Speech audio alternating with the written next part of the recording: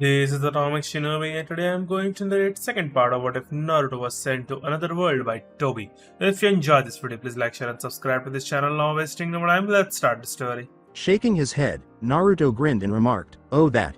It is a say, crossing, et." Curiosity was killing Akisame, but he didn't have time, so he attacked you again using the same move, but he was nearly knocked out by a palm strike to the chest. Then, using Juken, Shote, Naruto attacked him, but Akisame refused to be duped twice and used a move he called Kotsuji Kawasu Hinari to avoid the attack. However, Naruto had tapped a few pressure points on Akisame's back as part of a phony attack to divert the Jujutsu master. Akisame felt his leg freeze as they leapt back of one another, preventing him from moving, indicating that he had been attacked by a second attack that he had not noticed during his spin. He began to swiftly correct the points, but Naruto interrupted, saying, "I would let you go that easily, Akisame-san." Naruto shifted from facing Akisame to the left in a smooth motion, pushing his hands to the side and then to his front. Then he stood with his arms extended in each direction, facing the side. As he faced his opponent, his left hand was open palm toward the sky, and his right hand was in the exact opposite position. It seemed like a very strange stance to Akisame, but he heard Naruto say, "Jukenpo. Hake Rokuhuian Sho." He ran towards his opponent at breakneck speed, spinning once clockwise before slamming two fingers from both hands onto his opponent's torso, causing him to groan in agony. After the first strike, which was made up of two consecutive strikes, he went on. The second strike is followed by two more strikes in quick succession to reach other body parts. The third struck the lower body 4 times in a row, for a total of 8 strikes. 8 strikes in a row made up the fourth, which totaled 16 blows to the arms and chest. In order to reach 30.2 points, the fifth strike made 16 consecutive strikes. Ultimately, the sixth strike, followed by 30.2 more strikes in quick succession, resulted in 4 strikes overall, 4 pressure points, and a knockout. After taking a deep breath, Naruto exhaled and went back to his starting position. "Now all I have to do now is waiting for the rest to finish," Naruto said while sitting on the ground and focused on his meditation. Play the song "Derezed" original mix, by Daft Punk. Seeing the dojo inside with Kasaka Shiger, she put her hand over her Nodashi without a Suba and nodded. After tossing the coin, Naruto covers his Nodashi's black Suba with his left hand. The duelists draw and clash with their swords in the center of the dojo as the coin hits the ground. Despite their attempts to push each other, they were on an equal footing until Naruto pushed Shiger with an unexpected force that sent her flying from him. As she prepared her blade and landed gracefully, she noticed that Naruto had disappeared as before. With his blade raised and poised to attack, he materialized in her blind spot behind her. She sensed that he was going to attack her and did her best to avoid him, seeing the blade nearly graze her nose. "How did you do that? I have never seen anyone able to sneak better than me," she asked. Naruto bowed to her dignifiedly and said, "Oh, why thank you, Bukiheim. But remember that the first person to cut wins our little fight." She just blushed and hurriedly pushed the idea aside as she prepared her stance once more because she was unsure of how to respond to his actions. He disappeared once more, shocking her, but she nearly got cut if she hadn't been able to reflexively block his attack from the front thanks to her years of training. As they began to accelerate and collide at high speed, he grinned. Only the constant flashes, sparks, and sound of their clashing blades, as well as the slashes and cuts those two made on the dojo's floor and walls, remained visible. Naruto countered her vertically descending slash attack with an ascending slash, and the two engaged in a deadlock. Breaking it off, Shiger ran toward him. She used a right swipe to attack Naruto, but he deflected it with the end of his blade, causing her to falter at his unusual style. She broke up the fight and attempted to stab him in the chest, but his sword deflected it to the right, allowing him to swiftly put his arm around her and draw her so close that they were touching and feeling each other's breath. As they examined each other's features, they looked at one another. Shiger saw that his features were sharp and strange, with slightly tanned skin, a mask covering his neck to his nose, and ocean blue eyes that gleamed with playfulness and mischief. His shoulders were covered in a bright mop of blonde hair that had been kissed by the sun. Additionally, he had a black Hite.8 that had the kanji for Senin or sage, Shion Ren. She blushed when she saw how hard and muscular his arm and chest were, giving him a slender, well-balanced physique. She had never seen men like this before. He released her, leapt back, and began a fresh round of clanging and clashing swords. Shiger was struggling a little because she had to keep up with this speed and everything depended on her mastered reflexes, but Naruto was beaming like a fox. He could have gone even faster, but he was deliberately only a little bit faster than her, so she could tell he was holding back. Once more, Naruto materialized before her, his blade poised to cut her in two. She knew that his great strength would prevent her from holding the blow with her sword, so she did the best she could by dodging. She felt the force in the air behind his slash even though it missed her. She was shocked to learn that Ma Kensai's uncle was also a skilled swordsman and might even be a weapon master like her, even though she recalled what he had said. The ninja raised an eyebrow slightly when she put her little hand in her cleavage. Then she threw 5 kunai knives at him at near point-blank range almost instantly. He did not even flinch at her thrown knives, though, as the kunai fell to the ground, sliced in two, and he clicked his sword back into its sheath. When she made those kunai knives, they shocked her because they were incredibly sharp and difficult to break, let alone cut in half. A 3-bladed kunai was released when Naruto flicked his right wrist, and he grasped it in reverse. Shigure gazed with great curiosity because she had never seen any weapon like his, and this kunai knife was no exception. He attacked her while using his left hand to toss a couple of shuriken that resembled the kunai. Kosuka Ryu. Samadare shuriken. She spoke in a whisper, threw her own to deter them, and charged at the man wearing the red vest. She yelled, "Kasaka Sarashu," as she attacked while he was waiting. He used the Hiraishin kunai to stop the Kunoichi imitator's slash. "You are very good, one of the best I have seen, as you can withstand my blows without actual strength. You also look like you have a certain field around you, making it difficult to attack you without receiving any damage myself. I must say you are very talented, but I will have to finish this soon." He positioned himself in an Iijutsu stance and, while holding and pushing the blade with the kunai, pushed her back with the blade, causing her to jump. Since she was out of his range for that kind of technique, she raised an eyebrow at this, finding it strange. She prepared herself for anything he might pull, though, after saying, "Bukiheim, show me your ultimate sword technique or else you will never defeat me." He put his sword in front of him and waited for her to move into a defensive stance. She didn't know why, but she trusted him and felt that following his instructions would be beneficial. She put herself in an offensive stance, focused, and directed her kai with her body. She had 4 spitting images of herself, and her mind, body, and soul all seemed to merge with her sword, changing her appearance to that of a white wraith. She or they screamed, "Shinto Koranzan," and slashed at him with what appeared to be 4 lightning fast simultaneous strikes as they raced toward him like lightning. Her 4 slashes were halted, though. Metal clanks and flying sparks were the result of slashes of the same power stopping the first 3 strikes. By stopping the final one and refusing to back down, he caused more sparks to fly and even heated the surface of the colliding blades. The fact that he not only halted her most powerful attack but also didn't recoil from the force of the blows themselves astounded her. He broke the impasse and slashed at her, causing her to jump away. He saw that his pupil was meditating and that her chakra had calmed down. Approximately 15 feet or more from his opponent, he nodded to himself before saying, "I hope you don't mind being a bit fast, as I love to continue this battle, but my student seems to have finished her fight and I will have to go." "Uzumaki no Kenjutsu, Q Rasen Iai Kiri," he said, signing as he placed his hand over the tsuba of his sword. He then disappeared, emerging a few feet behind Shigure as he swiped his sword and began to put it in its sheath. Shigure shivered as he clicked the sword back into place, and she instantly realized that she was wearing her birthday suit. Her clothes were cleanly cut, the bandages covering her chest, which held her rather large breasts, and even the fundoshi she was wearing. Finally, she saw a bruise on her sword hand's wrist, a clear indication that she had been struck by a blow from the blunt back of a sword. She sheathed her blade as though she had come to terms with her defeat. Cease the song right here. Strangely, the blade did not cut her, even though she could feel its cold touch on her hand. The tip of the jet black blade on her sword hand's thumb was visible when she opened her eyes. She feared he would cut her thumb, ending her swordswoman RY, but was taken aback by a tiny sting that only caused a drop of blood to be drawn. In one motion, Naruto sheathed everything after swiping his nodashi. She gave him a demand. Look. He turned to her and said, "Remember Bukiheim, the supplements of our duel."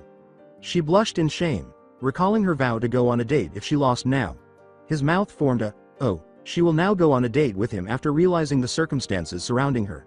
Ironically, she planned to honor her commitment to him even though she had no idea what a date was. Like everyone else, she believed she could beat him, but he had easily defeated her. She continued, "I will go with you on the date. However, I don't know what a date is."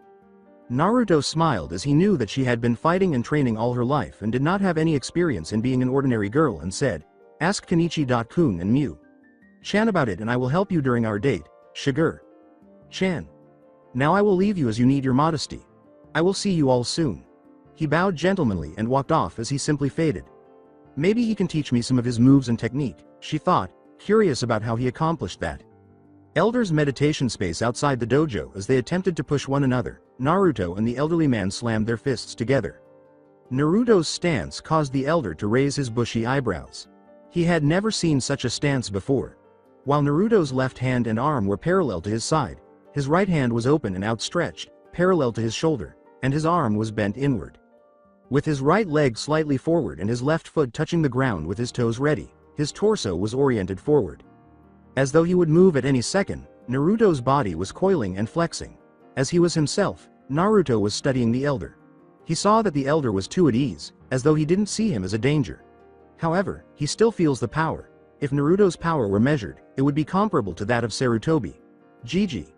He will pay for it, though, because he still felt that the man undervalued him.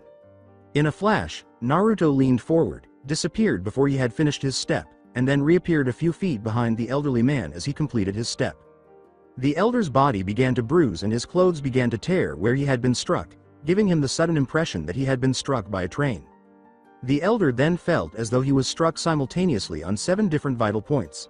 His head, neck, chest, abdomen, and back were all bruised. The elder was taken aback because he was unable to counter because he could neither see nor feel him. For a long time, he was the best fighter in the world and never met anyone faster than him. Then Naruto remarked to himself, "Oh, he is stronger than I anticipated. I assumed that would have caused more than minor bruises on his body. To truly have an impact on him, I need to boost my punching power above the default minimum." He placed his and muttered, "Fuinjutsu, Yanshitai Kankan Fuin Niju Pasento Kai." The elder sensed that something was happening to the young man, as he felt his power erupting from him like a geyser. "I have to loosen my seals just a little bit, as I don't intend to kill him." In order to keep the elder from seeing it, Naruto created a seal, less cage bunshin behind his back. As he gave it the order, the genjutsu concealed itself. Then he used the same move as before to attack the old man, but this time he hit him in 6 places instead of 7, forcing the old man to dodge the final one so he could maneuver him. Unaware that the last attack was meant to divert his attention, the elder was being played like a flute. The older man easily dodged and deflected the barrage of punches that Naruto threw at the man who was attacking him. The old man from the last punch was behind the bunshin, who had used Shobuku Rinnegan and Kokura Dokusho no Jutsu to infiltrate his mind and use genjutsu on him to demonstrate that he was fighting Naruto on an equal footing. This world's secret martial arts, artists, the elder's secret 108 techniques, and even Yami, the mother of all information, were all covered in abundance by the bunshin. In order to avoid raising the elder's suspicions, the bunshin released the mind jutsu gradually. The elder nearly sensed the movement of the air as they left the area in a shunshin. Nothing was visible when he looked behind his back. Naruto fixed his glasses because no one was aware of them yet and decided to attack again while stating, "You should never remove your eyes off of your opponent, it could mean your end, old man." The old man felt the familiar sting of punches, which were even more painful than the first one. The fact that no one had ever hurt him before and that this child was a true master if he had ever seen one made the old man both angry and excited. Furthermore, this boy was incredibly quick, even faster than his mastered senses and reflexes, for a young man. Apart from himself and his errant son, he is the fastest person he has ever seen or known. It would seem I have greatly underestimated you and your strength. You are, which I hate to admit, much stronger than me, and I know that you are holding back a lot of your true power. I will find out how strong you really are, boy, he said, his eyes glimmering with white light of rage and battle high. He then launched a high-speed punch kick combo, and as he went on, he saw that his target was performing his same moves as if he were staring into a mirror. He had never witnessed someone copy someone to the extent that the target felt as though he was fighting himself, so this surprised him. Then Naruto said, "Indeed, a great insight from the renowned Muteka Chojin, but I have to finish this fast." "Oh, and how, pray tell, are you going to do that? Because as I can see I am here still standing," laughed at the elderly gentleman. Naruto cryptically remarked, "You are quite cocky, old man, and that will cost you the fight." The old man grinned and said, "Oh really? Well then taste this." He began to gather kai and air in his fist, and just as Naruto was about to attack him, the old man let it loose and yelled, "Ryozen blast." A burst of kai and air exploded in front of the old man, who grinned as he destroyed his opponent. The old man timed it perfectly, but the young man turned to see his opponent grinning at him. However, the opponent spoke up behind him and said, "Now that was a rather impressive move you got there, old man." He was going to ask, but Naruto answered the question before he could. A red flash appeared behind him and said, "Senko Ryu, Hyaku Kiranuki." The old man was overcome by the man in red's unrelenting attack. "When you were gathering Yukai, I noticed it, and what you attacked was an afterimage of me. Now I think it is time I show you one of mine," this man said. As the punches landed, all he could see were red flashes. For an entire minute, he kept punching him. His entire body was punished after he counted precisely 99 punches. In preparation for his 100th and last blow, the man in the red coat drew back his right fist. The old man attempted to move, but his injuries from the young man prevented him from doing so. Then, grinning, Naruto said, "Be proud, old man. Usually, anyone who was under attack was knocked out by the 20th punch, but you withstood the last punch. That shows that you were indeed the strongest man. So now this is good night." He then delivered his 100th punch, striking him in the chest, causing him to cough up blood before crashing to the ground, leaving a crater in its middle. Naruto only needed to wait a little while for the other Bunshin to finish theirs now that this battle was over. Ma Kensai reading area outside the dojo. Ma Kensai was seated and reading Icha Icha Paradaisu, a new book. He only received it today, the author is new, and it was literary gold. He was shocked beyond belief when he felt something in front of him. A very attractive woman of about 25 years of age was walking in front of him.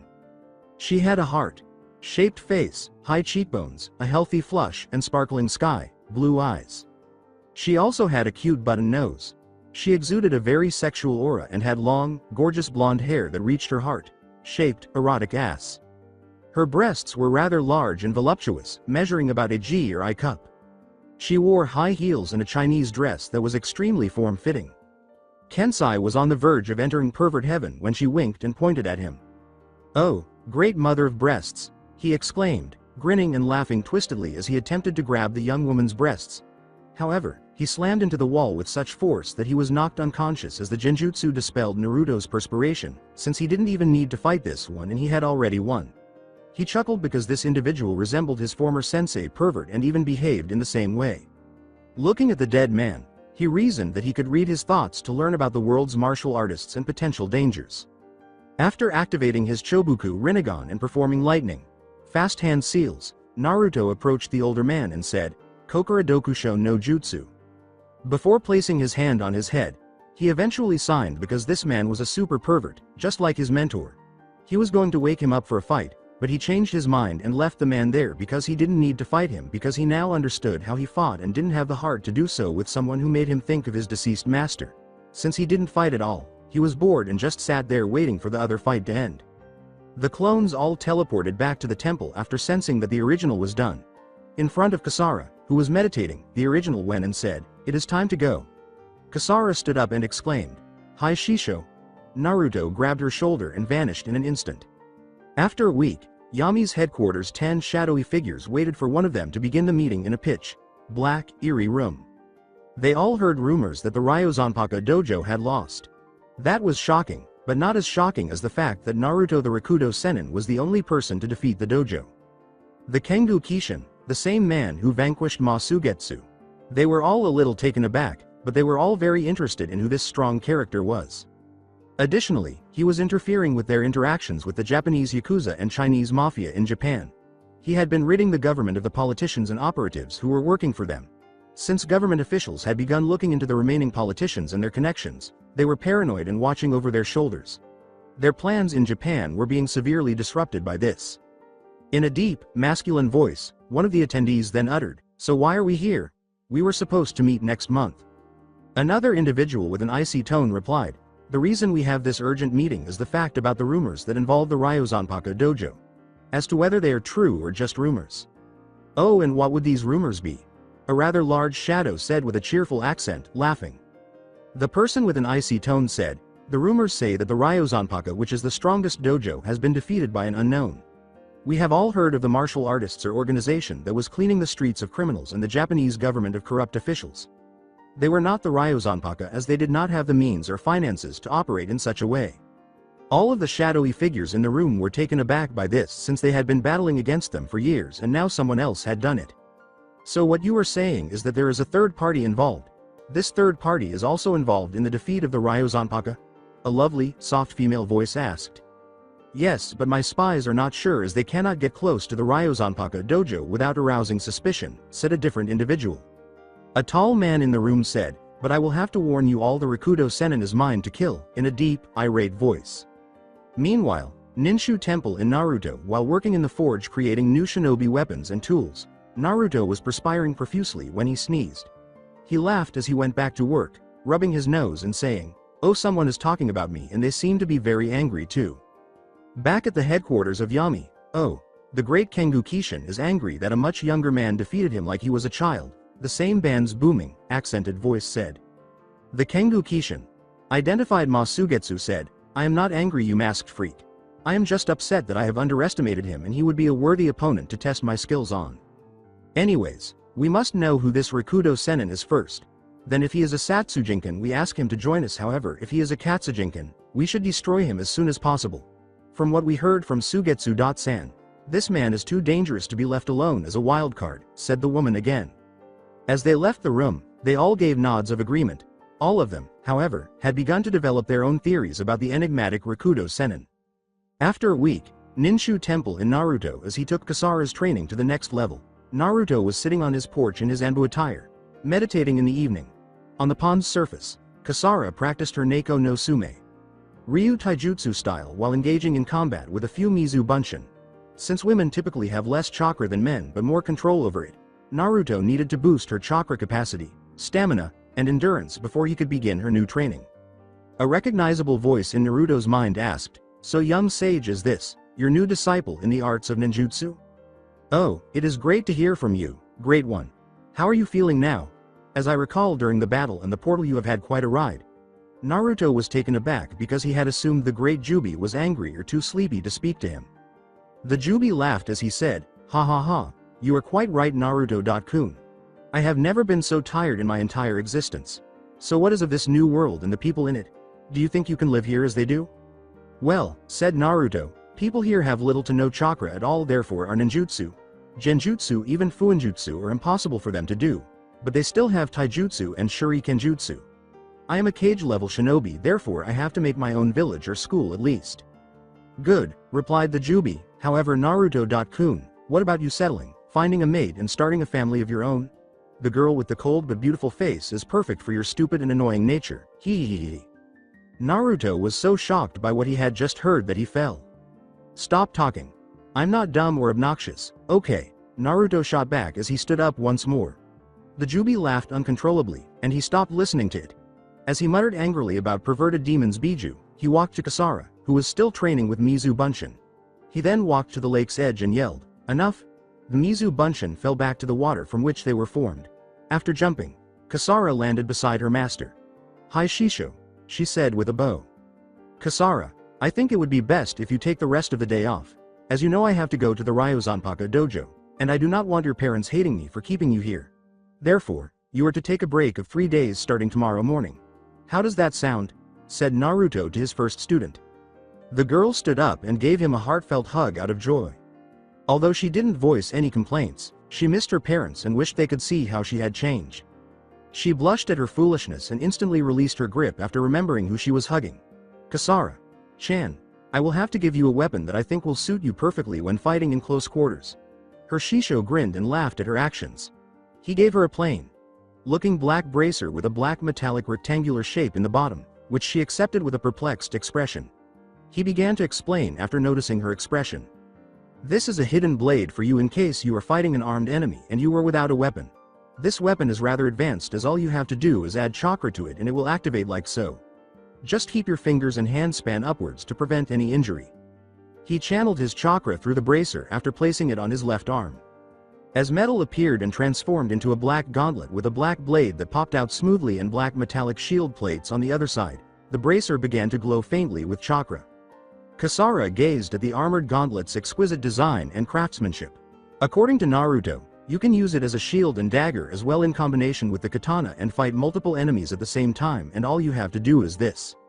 Naruto used the thumb of his left hand, which was equipped, to touch the center of the blade, then twisted it out of his grasp and held it in a reverse hand grip. He put it back where it belonged. And to return it you simply do the same move but in reverse and a bit of chakra to place it incorrectly, he said. He returned the now standard bracer to her and started to leave, but he had a crucial thought. She channeled her chakra to her right hand while the gauntlet was on her left, and then she tapped the bracer's metallic portion. Oh, I forgot, because it's illegal to have a hidden blade, you conceal the blade and armor in the bracer and hide it, making it into a simple bracer. All you have to do is channel chakra to your hand, place in the blade's container, and the blade will be sealed inside the bracer just like that.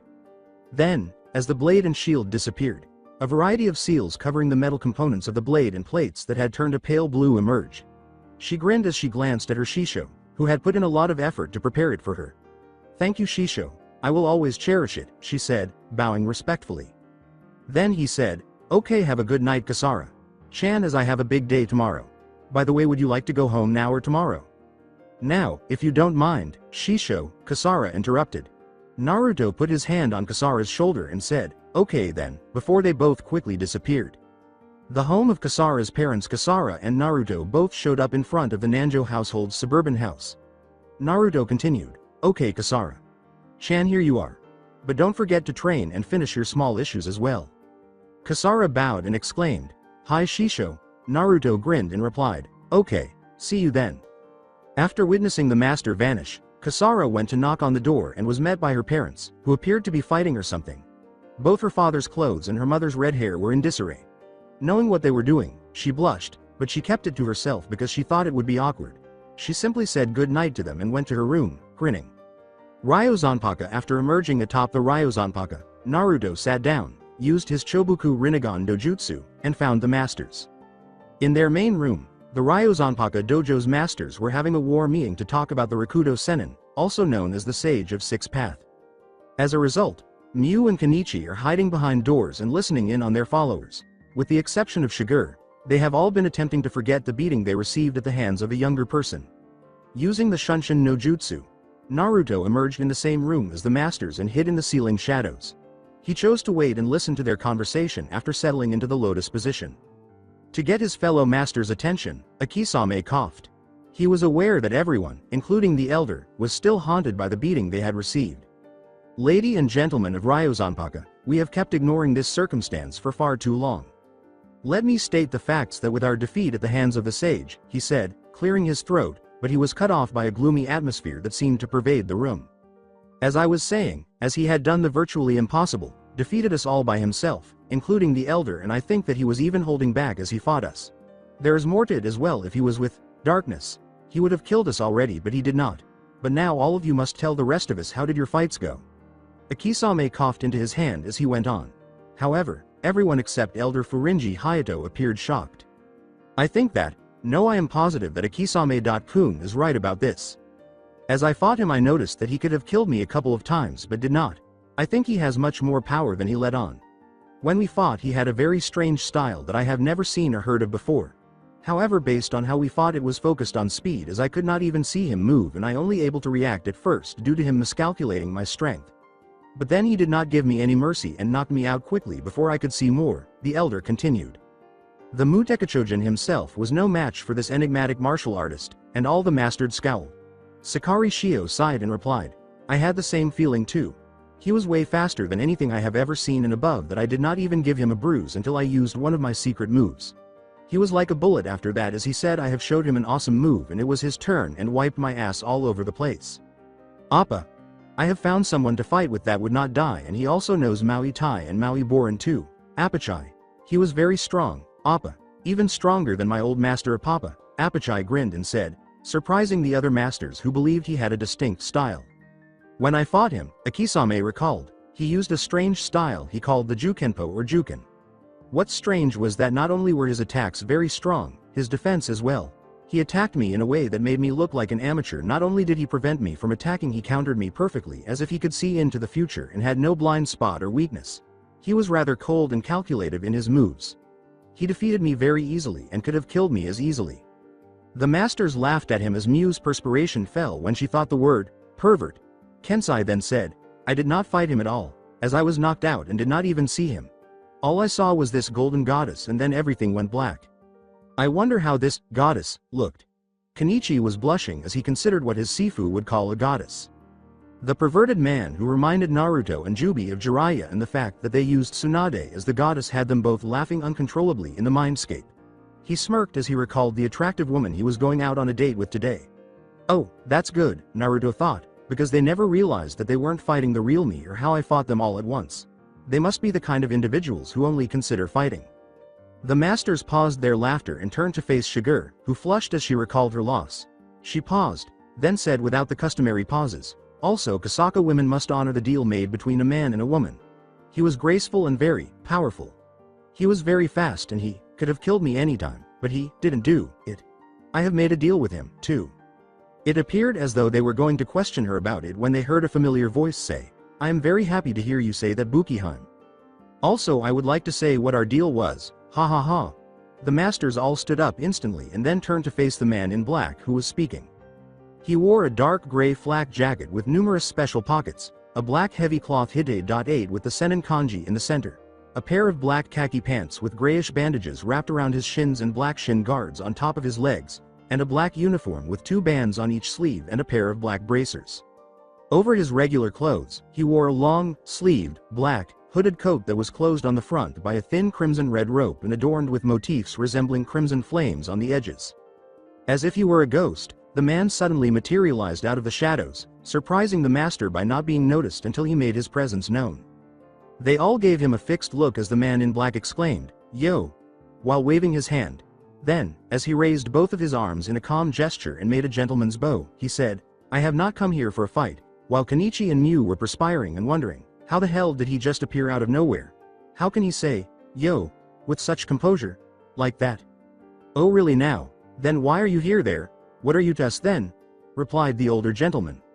He replied, "Yes, really if I were here to fight I would not have waited, rather I would have attacked you already. Oh, I am neither your enemy nor your friend. I do not belong to the darkness if that is what you mean." The rather direct hint caused the master's eyes to widen. He looked at Shiger, who was still wearing that icy, cold mask as she resisted the blush that was about to appear, and concluded, "But I am neither you ally, well not yet anyways. Plus I am here just for my promise, nothing more." Naruto.san, may we ask what was this promise you're talking about? Akisame then questioned him. Naruto said, "Oh, I have a date with Bukiheim here on that date." The only question asked by the residents of Ryozanpaka, aside from Shiger, who did not comprehend its meaning, was date.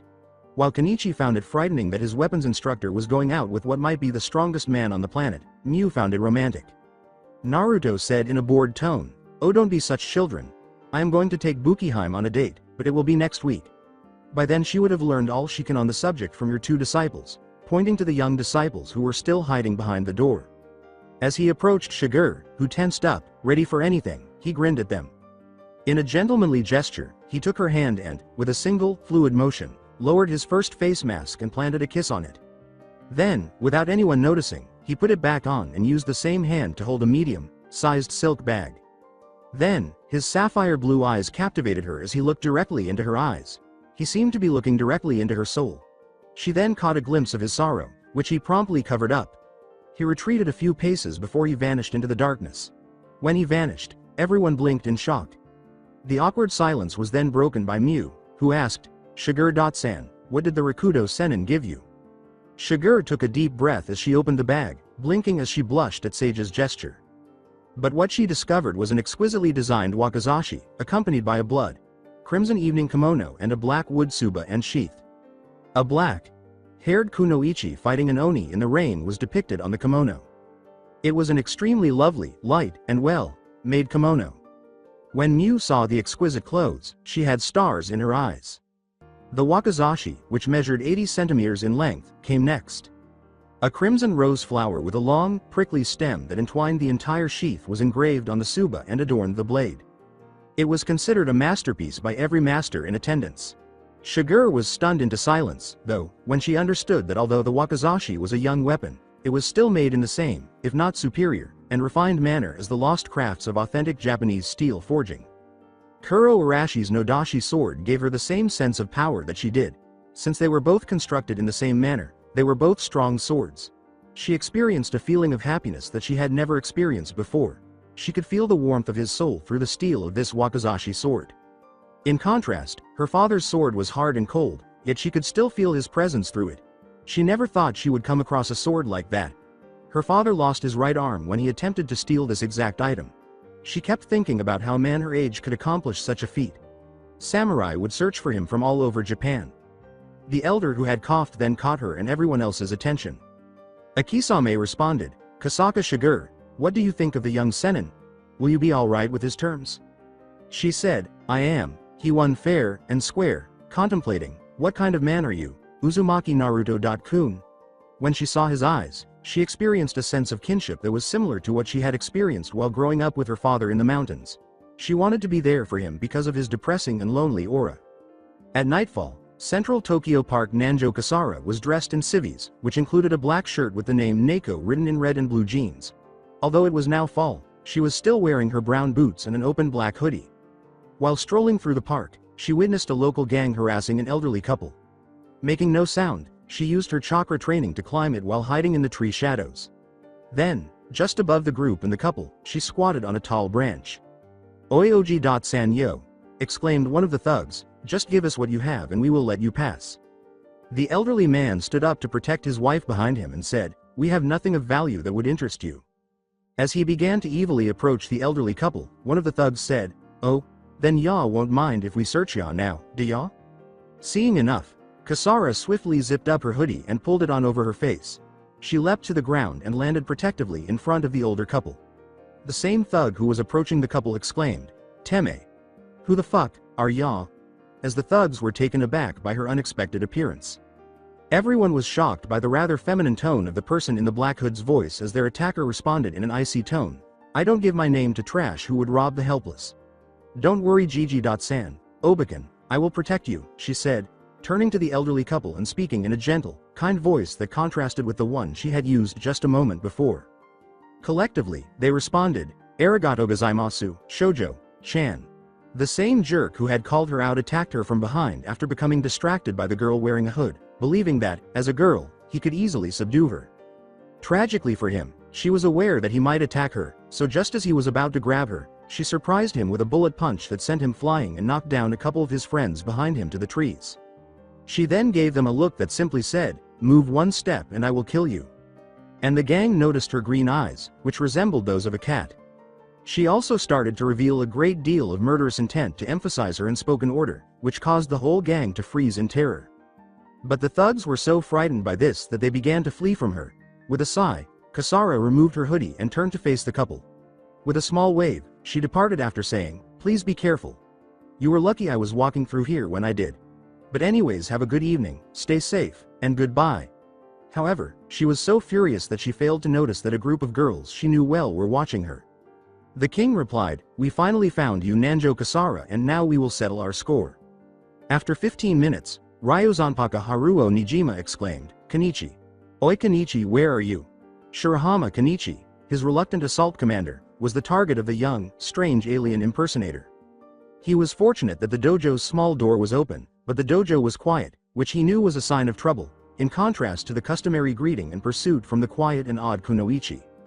He strolled over to where he typically saw Kenichi working out with his instructors. As usual, he discovered Kenichi training with Mew, but their masters were not there. He started yelling to get his attention because he was happy to have found his worst friend, and it obviously worked because Mew smiled at her strange friend and Kenichi stopped training and sighed before turning to face Nijima. "What do you want, you demon? Faced space alien?" Kenichi then asked. "Kenichi.kun, is that any way to treat you best friend? I have some news about Nanjo Kasara. After that brutal defeat by her hand, you should be more careful about your surroundings," Nijima cruelly said. His words were honest but harsh, and both Mew and Kenichi winced. "It was not my fault, okay, you know I can't hit a girl? Also Nanjo Kasara.san had quit Ragnarok as you told us." Kenichi continued, but Mew remained silent, also feeling sad about losing to the same girl she had already vanquished. She was also thinking about the redhead that disappeared for a few months and returned in a totally different form. She had changed from the arrogant girl she had defeated. Now that she was a real martial artist, she was calm, disciplined, and extremely knowledgeable about her peculiar style. Mew had never seen or heard of this style before. Her master must also be very strong and talented to change her in such a short period of time. Why is he of 6 paths, and who was this sage? Nijima interrupted her thoughts when he said, Nanjo Kasara was sighted about 10 minutes ago in the park not far from her. She helped an old couple who were attacked by a local street gang. You guys can catch up to her if you run. With a curious expression, Kenichi said, what I want to know is why you are telling us this. Nijima chuckled evilly and said, that is because I don't want my assault commander to be defeated without a chance to redeem himself. Ha ha ha ha. Chao, and you better win so Shinpaku Alliance won't look weak. Also, if you can recruit her to our group, do so. He then rushed away, shutting the sliding door of the room and disappearing in a flash of lightning. As his demonic worst friend walked away, Kenichi sighed and turned to Mew, seemingly prepared to resume his training without even taking the evil alien's information into account. What wrong, Mew-san? He asked, glancing at the stunned Mew. I would like to confirm something about Kasara-san. Would you mind if you came with me? Answered Mew. Okay, but please do not start a fight with her. She had defeated us both without a sweat, he said, nodding in confusion. As she went to her room to change and he to his, she nodded. Tokyo's central area. After taking a brief stroll around her neighborhood, Kasara was headed home. She heard a tiny, adorable sound as she was walking past a nearby convenience store. When she saw the most gorgeous thing ever, a tiny tabby kitten with green eyes, she gradually turned to find its source. He claimed that her emotions and personality defects were what shaped her into the person she is today, so Shisho would never take them away. She told him she loved the little furry animals, and he laughed. However, he informed her that she was not permitted to bring any because this is a secret location and he did not want any connection to it. Additionally, his chakra and killing intent could hurt the small animals while he was training. Holding the kitten by her foot, she pushed the cardboard box into the alleyway. After that, she went to the convenience store and purchased some cat food, milk, and 2 tiny plates. She sensed a few familiar eyes watching her as she made her way to the alley. She would not allow this young kitten to suffer any harm, even though she was aware of who they were and that they might have come here to exact revenge. Hello there, Mew-san and Kenichi-san. What can I do for you? She said to her tails without turning as she opened the plates and poured the milk and food on them. As they approached closer, they revealed themselves, shocked that they had been caught so easily. While Kenichi looked sheepish and rubbed the back of his head in apology, Mew had a rather stoic face. As Kasara got up and turned to face them, Mew saw that she was tense, as though she were preparing for a fight. Sorry Nanjo-san, we did not mean to pry, but we were looking for you but not to fight, Kenichi responded. Mew continued to examine Kasara closely until she spotted the kitten. She squealed and ran over to play with it, ignoring the 2 people there, her eyes full of love. Sorry about that, Mew-san really loves cats, Kenichi said, and they both started to perspire at her antics. To which Kasara replied, no worries as I am the same. As Mew listened in silence, Kenichi asked, so Nanjo-san, why did you attack us even when you left Ragnarok? Responded, oh, that was to remove my grudge and hatred for you and Blondie here, that was all. The only thing Kenichi said was, oh. As Kenichi and Mew blushed in remembrance of their defeat, Kasara grinned and said, my Shisho said that because it was about corrupting me and changing me into an ugly thing. His wise words have saved me from myself and for that I am very grateful. Plus I got my revenge in the end. After playing with the kitten for a while, Mew said, anyway, Nanjo-san, if you have anything else to do, I would like to ask you to join the Shinpaku Alliance and be our friend. Now that there is no ill will between us 3, I would love to have you as a friend, with a smile. Mew continued, Nanjo-san, I would like if you be my friend as well as my sparring partner. Kasara was shocked to learn that they wanted to be her friend even though she had assumed they were there to exact revenge. After some deliberation, she finally replied, I would love to be your friend but I must ask my Shisho about the sparring and the joining your alliance. But please call me Kasara-san as I am only a year older than you and Nanjo-san makes me feel old. According to Mew, by the way Kasara-san, yes? She asked after glancing at her. What are you exactly? I mean your martial art as I have never seen your style before, asked Mew. Oh, Kasara smirked as she went on, it is a path of life but not a martial art, and it is called ninshu. Mew placed her index finger on Kenichi's chin in confusion, causing her eyes to widen. Your Shisho is a ninja master. Kenichi then exclaimed. Yes, but the proper term is shinobi. We work in the dark to serve the light. I am a kunoichi. My Shisho is a kage, which means he is the strongest shinobi, Kasara said, grinning at him. When Mew and Kenichi realized that her master was actually the strongest man now, they were both shocked. I will have to take this kitten to the animal shelter now. See you later and I will be your friend, but I will have to ask Shisho about being your sparring partner. However, I will not join your alliance ever, as my loyalty is to my Shisho and our path, Ninshu. Yane, she said with a smile, before disappearing in a storm of dry leaves, leaving 2 shocked people in her wake. Later, Tokyo's old industrial area, what's left of them, or Ragnarok, is meeting. Asamiya Ryoto, also known as Odin, Berserker, Freya, also known as Kugatachi Kanami, and Loki, the final fist of Ragnarok, were the 3 of cards who were left. Loki began by stating, "We must destroy the Shinpaku alliance once and for all before they get any stronger. However, we must show our underlings what we do to traitors, starting with Kasara, which is Freya's responsibility, while we finish the rest of them." Then Odin responded, "Why her first, Loki? Did you see what she last time we saw her? She is not the same martial artist anymore." "Loki is right, Odin. We must finish this now, and I will fight her myself, as we have a score to settle," said Freya, interrupting Odin. "How strong is she to scare us like this?" was Berserker's thought. "My gut told me that I should immediately back off because she could easily kill me." "Really, Nanjo Kasara, who are you?" Then Odin said, "All right, then." He turned to face Berserker and said, "You will hunt them down starting in 2 weeks and," turning to Freya, he added, "You have the right to attack whenever you want because she was your subordinate and you can do as you like. Everything is going according to the new plan and all I have to do is wait," Loki thought with an evil smirk as the 2 of them nodded in agreement. In addition, Ryozanpaka the Masters were holding a crucial meeting in the Ryozanpaka regarding their cherished disciple. The rationale was that in order for him to survive the perils of the martial arts world, they had to expedite his training. The wise man spoke to everyone, "I will take Ken-chan on a training trip, as he's still sour about his 2 defeats. The first being with Sage's disciple and the second with his childhood friend, and I will take there tomorrow." The thought of the elder capturing Kenichi made all the masters' faces go white. Kenichi, however, did not comprehend because he is aware that he will go to hell. However, ignorance is a good thing. After 1 week, Ninshu Temple, as the sun started to rise, the morning was gorgeous. Naruto and his student were preparing for the big day at around 5 in the morning as part of their daily routine. After the battle with the Ryozanpaka Masters, Naruto had abandoned the mask because he no longer needed it. No one can threaten him or his loved ones because he recently defeated the world's best fighters with relative ease. As a sign of trust, he also wanted to reveal his face to Kasara. He was also bothered by it because it was very itchy. He nearly questioned how Kakashi, his slack-jawed sensei, managed to wear the bloody mask. Naruto was not surprised by this change, but Kasara was, as she embraced him with her newly discovered strength.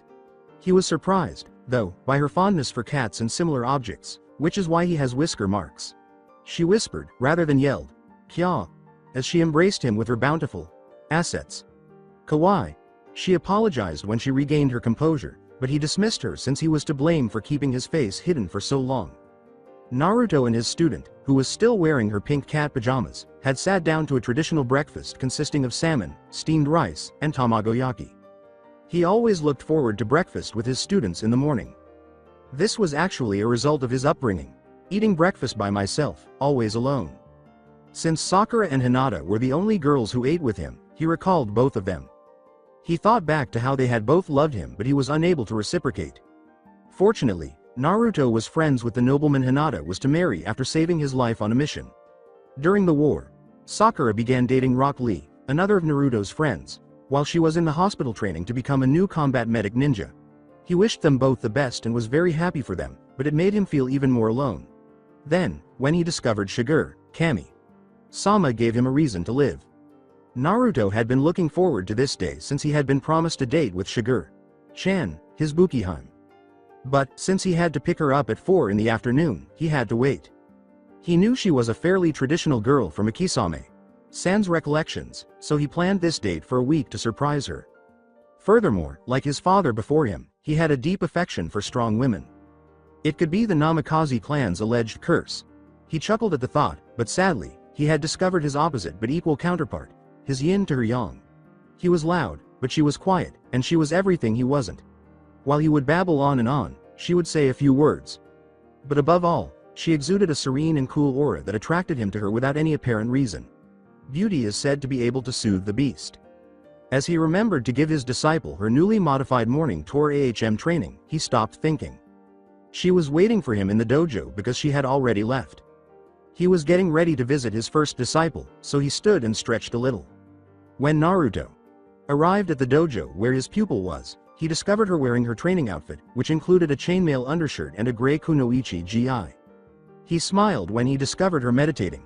Kasara got up to welcome him as he entered the dojo. "Good morning, Shisho," she bowed, and he returned the greeting. Then, using a chakra pulse, he increased her weights once more and began the drill. She was grumbling as he said, "Oh Kasara. Chan, you have been adapting to these weights quite splendidly.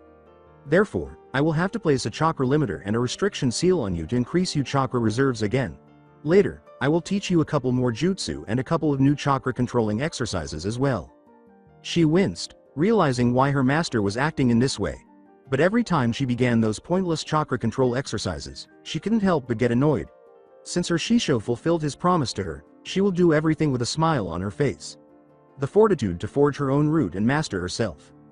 After 8 hours standing above Kasara's sagging body, Naruto could see that she was perspiring profusely. "Okay, Sarah. Chan, you have improved a lot. That is all, as you know I have a date to go to this evening. Hence, I will see you tomorrow then. Oh, by the way, study for your midterms all right, Yane?" he said with a smirk before he could hear Kasara's response. Having a master like that made her curse her good fortune. After training, she went to her favorite spot, the spacious outdoor onsen, and slowly got up, using her chakra to soothe her ripped and aching muscles. She recalled her Shisho's expression as she made her way to her destination, unlike when she first met him, when his ocean blue eyes were leaking with sadness and sorrow. He was happy. He was undoubtedly in love with that swordswoman, and now they were radiant sapphires filled with joy and love. She was extremely attractive, had a flawless body, and was a skilled swordswoman, so she didn't blame him. She pondered when she would finally meet her soulmate. In a karate dojo, somewhere as he trained, a young man wearing a distinctive necklace in the shape of an eagle shone in the darkness. "Oh, I hope a beautiful girl is thinking about me," he thought as he sneezed. Midday, Ryo Zanpaka not only was bored, she was dying of boredom. She was left without her first and best friend when Kenichi departed with her grandfather. Even though she had absolutely no experience with dating, she had to teach Shiger about it, but she couldn't even recall this. As she went about her day, she noticed that the masters were all pouting for the same reason: boredom. Kensai then interrupted her and requested tea. She consented to prepare tea. However, the pervert harassed her sexually as usual. "So did Chan help Shiger Dono with her date tonight?" he asked, and Mew blinked at his words as she mentally reset her thoughts. He was about to get his tea from her. Abruptly, she recalled that Shiger-san was scheduled to be picked up by Uzumaki Naruto-san, the Rakudo Sennin, at 4 p.m. today for the date.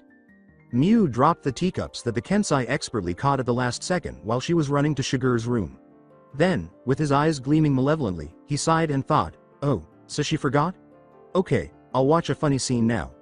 Additionally, I have to ensure that Shiger Dono won't be harmed by this Naruto. Additionally, it is really dull here without our best student." He was unaware that the other masters were thinking the same thing. Mew looked at the clock while she was running, and it read 1:30 p.m. She was to assist Shiger-san in getting ready for the date for approximately 2.5 hours.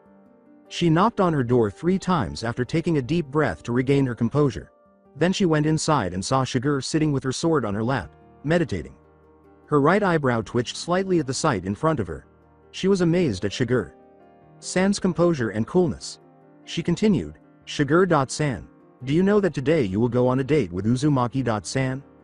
Not opening her eyes, Shiger replied, "Yes," with a hint of anger. Mew shot back, "Yes? Is that all you are going to say to me? Why are you not dressed yet?" "But I don't know what a date is," Shiger candidly retorted. Mew's astute response was, "Oh," she continued, "wait here. Better yet, take a bath, and I will help you wear the magnificent furred kimono Uzumaki-san gave you and get you ready for your date." Mew went to her room to retrieve some of her small feminine belongings, while Shiger nodded and went to the bathroom to get ready. After arriving at her room, she began searching her drawer for a bra and some underwear for Shiger-san.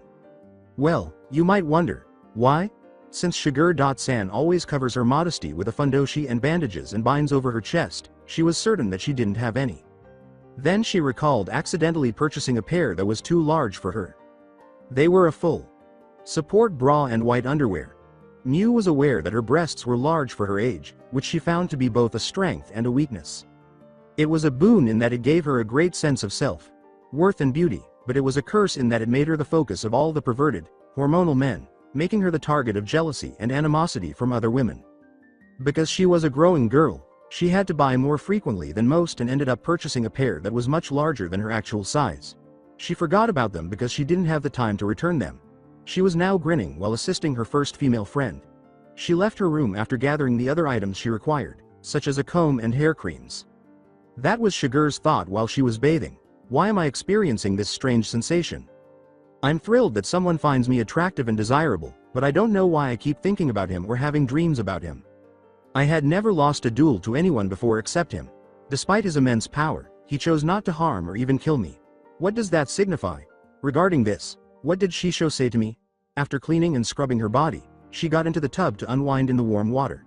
As she tried to recall, she dipped herself in the tub until the waterline reached her mouth and she began to blow bubbles. Flashback starts. According to her master, it happened on her 18th birthday. But 12 years ago, a Kisame took her to her adoptive father, Kasaka Hachiro, who was a master of the Kasaka style. He was an old man with a beard and a thick white mustache, and 2 scars on his balding head.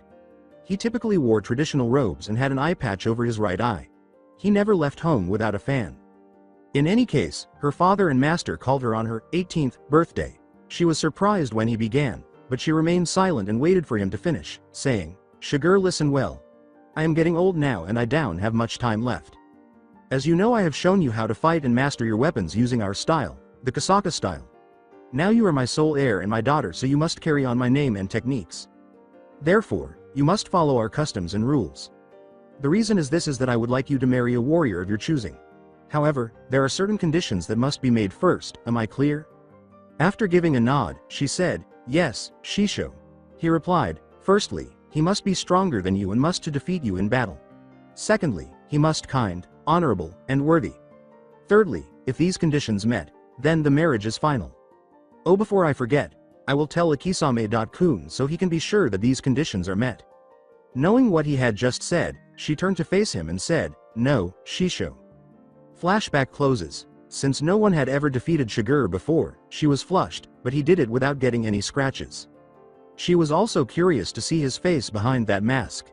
For some reason, when she recalled their argument during which he teased her and how she continued to think about him even though she had not yet seen his face, her heart began to race.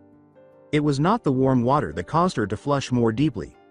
She was aware that she would have to wed him because he had perfectly met the requirements. She was aware of his kindness based on Tochimaru's behavior around him and his treatment of her friend Mouse. They had fought together, and she knew he was honorable. Furthermore, he could have had her as his mistress or slave due to the agreement they made, but instead he agreed to go on a date with her. Additionally, he declared that she was a perfect woman in his opinion and that she was beautiful, something that no one else had done. Yes, she was reminded of herself by his ocean blue eyes, which were filled with so much grief and sorrow. Like her, he was lonely and seeking companionship. When she engaged him in combat, she discovered that he was enjoying the challenge rather than harboring any malice or bad intentions. Her curiosity was killing her, so to speak, because he was such a mystery. There was one thing, though, that bothered her. She climbed out of her tub and wrapped herself in the towel. What if he rejects this marriage? She asked herself as she was leaving the restroom. So what am I going to do? As she exited the bath, she shook her head. Then she discovered Mew with a bag waiting for her. "Mew, what is in the bag?" she asked, raising an eyebrow. "Oh, this it has," she said, revealing to her the brassiere and white underwear inside the bag, "and you will wear them, not the fundoshi." Mew gave her a look that said, "You are doing as I say or else." Shigur pouted as she said, "But the fundoshi is comfortable." Shigur signed and accepted her fate, which caused Mew to smile and begin her makeover. After a while and a lot of effort, Mew completed her work and arrived on time. She checked the time and saw that Uzumaki-san would not be here for another couple of minutes. Ninshu Temple at 3:55 p.m. Naruto had 10 to 15 minutes to get to his date on time, so he was getting ready. In order to protect Kasara and the Ninshu Temple, he created a clone of the Cage Bunshin and gave it orders to the shadows. Neither his headband nor his sunglasses were on. He wore a traditional black kimono with a crimson spiral, known as a mandakoro or the symbol of his clan, on his back. Additionally, he paired his black hakama with traditional sandals called zori and white socks called tabi. Finally, he wore a long, sleeved black haori with an Uzumaki clan symbol on the back and a crimson flame pattern on the hem. Before he went to Ryozanpaka to pick up his date, he simply took a moment to check himself. Then he recalled that he had purchased and put in the refrigerator the cheese sticks for Tochimaru-kun. He took a few and put them in a seal he kept in his clothing pocket. Kasara. Chan. I am going to go now and you can have the day off so you can go and have fun. Alright, have a great evening, I am off, he said, surprising Kasara with his new appearance as he walked to her after finding her just after she had finished her schoolwork. Awesome, now I have the whole evening to myself. So I better get ready to go to the city and see what good I can do today, Kasara said with a smile. She then went to her room and put on her same clothes, but she also took some shuriken and kunai, along with the hidden blade and kunai. She sensed that she would require them. A ninja must always be ready, was one of her favorite sayings in Shisho. She had also witnessed the berserker who was pursuing the Shinpaku Alliance members. As instructed by her master, she should stay out of anything that she could easily avoid. Since she was now a kunoichi with a new path and master to follow, she did exactly that. Respectfully, she laid her weapons on her right and left arms. Then she set off for the city. Ryo Zanpaka at 3:55 p.m. Naruto appeared in the dojo using Hiraishin no Jutsu and was standing by the main building's door. Because of the excellent technology and communication channels, Naruto was beginning to enjoy this dimension. Since it would allow him to sneak into the Tokyo library and have his Kage Bunshin read the material, he had been learning everything he could about the world in order to store it for later use. With sporadic blackouts and headaches, the Bunshin took roughly a month to prepare the entire library. He discovered that the World Wide Web, a network of linked computer networks, can provide him with access to any and all knowledge and information. Although there are computers in his world, they are not as sophisticated and advanced as those in ours. They had more uses and applications here, but he had never been interested in them before. What was it called? PlayStation, perhaps. As a kind of entertainment, they had these fascinating programs known as video games. He discovered that practically everything in this world is operated by computers. He discovered that espionage and similar activities are also present in this world war. He observed that the Mafia and the Yakuza were assisted by a shadow organization and even by a few other nations. They were ruthless and power-hungry, acting somewhat like Danzo and his Nei. He discovered that there are other foreign organizations, such as the Chinese Ministry of State Security, the KGB of the former Soviet Union, or the CIA and FBI of the United States of America. These groups are extremely powerful and corrupt, as are their governments. As with him and his students, they will stop at nothing to obtain new weapons, including human weapons. In response, he, like his mentor Jiraiya, established his own spy network. All of his moles, both male and female, were sincere, trustworthy individuals who wished to act morally. Naturally, none of them knew his true identity for their own safety as well as his. They were only aware of his codename, Kage. He already had moles in all of Japan's major cities. He had been hearing rumors and buzzes about Yami and their return lately, following the most recent cleaning of the government. The masters of Ryo Zanpaka taught him a great deal about Yami. For the time being, he will need to expand his network in order to be prepared. He paused his inner monologue to check his watch and saw that it was precisely 4 o'clock, meaning he had to leave for his date. He rapped on the dojo door and awaited a response. Miu, a cute blonde girl, was waiting for him when he heard it. Naruto said courteously, "Konbanwa Miu. Chan. Is Bukiheim ready for our date?" Miu responded to the all-powerful shinobi, "Konbanwa to you as well, Uzumaki-san, and yes, she ready. Just have a seat and wait here as I go get her for you." He went inside, took off his shoes, and sat in the lotus position. As she nodded and hurried to fetch Shiger, Miu blushed when Naruto said, "Thank you Miu. Chan, and please call me Naruto," with a charming smile. Naruto smirked and said, "I still got," but then he realized he was surrounded by the auras of the other masters, with the exception of Apachai-san and Elder Furinji Hayato. As he noted their locations, he grinned, assuming they were concerned about Shiger-chan. Because they were aware of his extreme power and danger, they would follow them to ensure her safety. The door opened, and he saw Miu grinning as she said, "This is your date, Shiger-san, Uzumaki-san." The most beautiful woman he had ever seen appeared behind her. Simply put, Shiger was beautiful. Since she was already beautiful, he was at a loss for words. But now she was a goddess, and her graceful presence was a blessing to him. She entered with exquisite grace, wearing the fur-seed kimono that he had specially ordered and purchased for her. She tied the kimono in a Fukurasuzume musubi knot with a golden ten-tailed red-eyed kitsune on the back, and the dark crimson tenga obi with his clan's spiral symbol in the background complemented the garment. Lastly, she wore traditional pinkish sandals called geta and white feminine tabi. Naruto was so taken aback by her beauty that he was left speechless, staring at her. The Jubi said, "As I was saying, I hear wedding bells already. Hee, say something, Baka." and the poor young man was startled out of his reverie. Naruto honestly exclaimed, "Oh Kami. Sama, you look marvelous Bukiheim." The young woman blushed because she had never been complimented like this before. Mew shouted, "Oh it's so cute," from the back. When he realized it was 4:30, Naruto shook his head to get out of his daze. "Bukiheim, thank you for accepting my requested date. Anyways, let go as we have a lot of things to do." She took his hand, and he instinctively pulled her closer to his body before they both abruptly vanished, shocking Mew. However, the masters were not happy because they would have to look for them instead of trailing them. Then Ikisame responded, "I would like to know how that is with another person in tow. Now we have to search for them in a traditional date stop as it implied from his clothes. I think we should go to Kyoto as there is the autumn festival today." "That would be expected, Ikisame. Don, but it will take us a couple of hours to go by train. Therefore we have to go the usual way," Kensai replied. "TCH. Now we have to run all the way to Kyoto. You guys are so annoying," Sakari Shio replied. He held a beer can in his hand as he walked over to them. He went on, "Did you know that he had noticed us from the moment he entered the dojo, even if we hid and suppressed our Kai? He is already stronger from Gigi and you want to mess with him? That guy is a monster," as they all fled the dojo. They saw two teenagers fighting as they started to pass the buildings, and one of them, wearing a funny hat, was thrown into the river and drowned.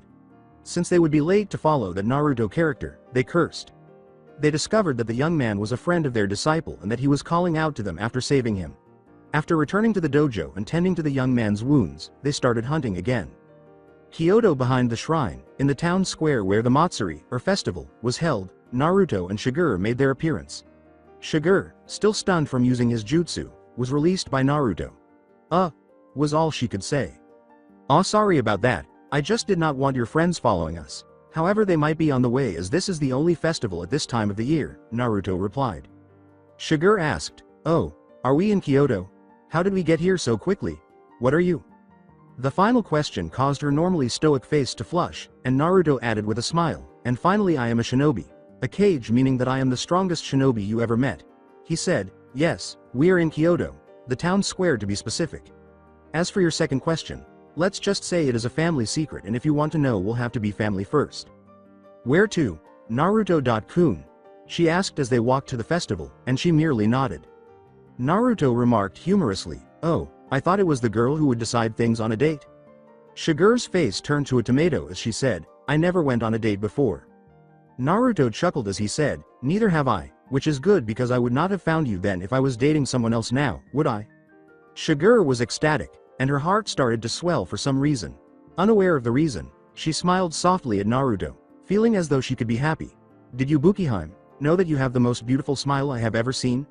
asked Naruto, grinning broadly in his famous foxy smile that would make any girl weak in the knees. This time, she was so fascinated by the ground that she blushed beet red and was unable to speak. When Shigure looked up and saw that he was grinning at her, she couldn't resist grinning back.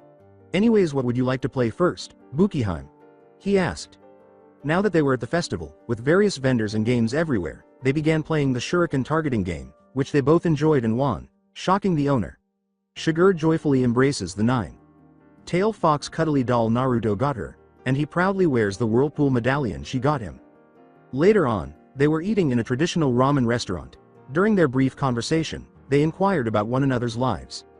Naruto told her about his life as an orphan, how he was from another dimension, and how it was different without the chakra. Knowing that he was concealing something, Shigure asked him, to which he responded, "Oh, it is a secret," while he made fun of her and infuriated her. Even though it was a little shocking, he couldn't help but smile when she told him about their predicament. Since he was certain that Jiraiya was somehow responsible, he thanked Jiraiya and Kami-sama for such a lovely bride. Although he was pleased with the marriage, he informed her that they would need to get to know one another before getting married. Since it would be too much for her to take in at once, he promised to tell her everything about him when the time came.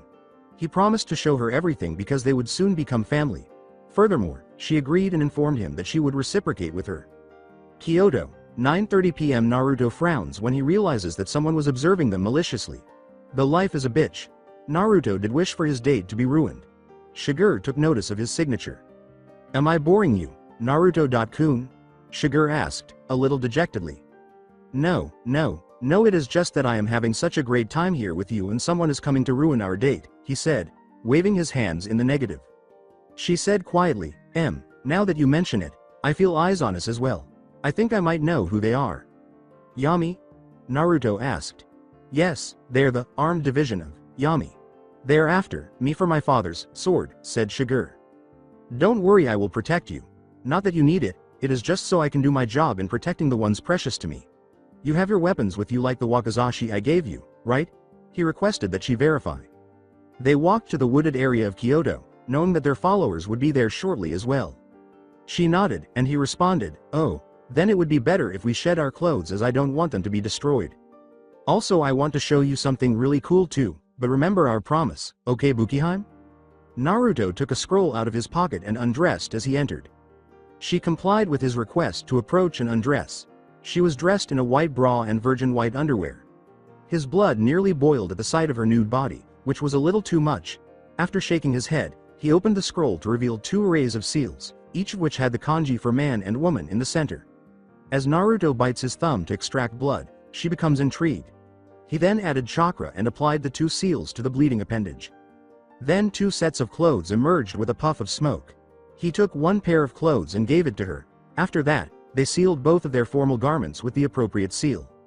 Before Shiger put on her clothes, Naruto gave her one last glance because he couldn't help but smile.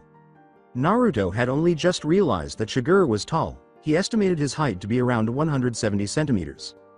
Because of her gorgeous, full breasts, which may have measured 101 centimeters, or a large cup, she had the ideal body.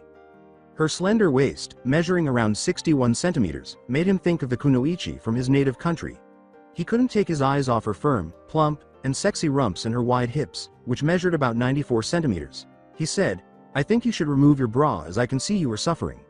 With the clothes I gave you as a chainmail I made myself, and it would be better if you wear it. He had noticed that her bra was too tight. She nodded once more, but the sight of his body made her pause. The scars were more noticeable than the fact that his body was identical to a Kisame-san's. Since Naruto had many of them and she had never received one, she was taken aback by them and even a little afraid. The fact that he had survived the majority of them, no, all of them were fatal or mortal wounds, was what most alarmed her. What did this do to him? She thought to herself. Was he fighting in a war? They appear to be very intriguing, but how did he manage to survive? She had to put on the clothes he gave her, so she stopped thinking. She was astounded by the chainmail he had made himself and found the clothes to be surprisingly snug. It included a white long-sleeved kimono shirt, similar to her own, with purple trimmings and a thick but incredibly light chainmail undershirt. But she also paired a pair of black sandals with a pair of black skin-tight shorts. Additionally, she had some lightweight metallic arm and leg armor. She was prepared with her wakizashi, which she fastened to her lower back. When Naruto faced the Ryozanpaka masters, he wore the same ninja outfit. As he put on his mask and hood and called forth his Nodashi sword Kuro Urashi, he grinned at Shiger. I will take you on another date after we are done here, I promise, he said. She nodded, and Shiger grinned a little because he could still remember her. When the Yami fighters showed up as they were getting ready, the leader yelled, hand over the woman or step aside and you will not die. Why did you have to ruin my date? Naruto exclaimed with a puff of breath. Then the slaughter started. City of Tokyo Nanjo Kasara was searching the city for those in need of assistance. She was considering her strategy for facing Freya.san. She desired a 1-on-1 match, but since the Valkyries would be protecting Freya.san, she must first defeat them. She nodded in her head since she now had a strategy for this that included both fun and combat. As she made her rounds, she grinned. Then, as she passed a dim alley, she saw a man using a butterfly knife to attack a young woman who appeared to be around 25. He had grasped her breasts and had the knife on her neck from behind. When Kasara saw him, her rage overcame her, and she disappeared into the darkness. Then, to get the man's attention, she knocked on an empty can. Who's there? He yelled, looking anxious. He disregarded it since he could see it was the wind or something. He was about to continue when he froze in terror when he felt something at his throat. In order to avoid cutting himself, he looked down to his right carefully. There, he saw a woman with a very sharp blade attached to a rather thin forearm. He wanted to find out who it was because he was worried that if he moved, she might kill him. Fortunately for him, the woman he was holding also froze in terror.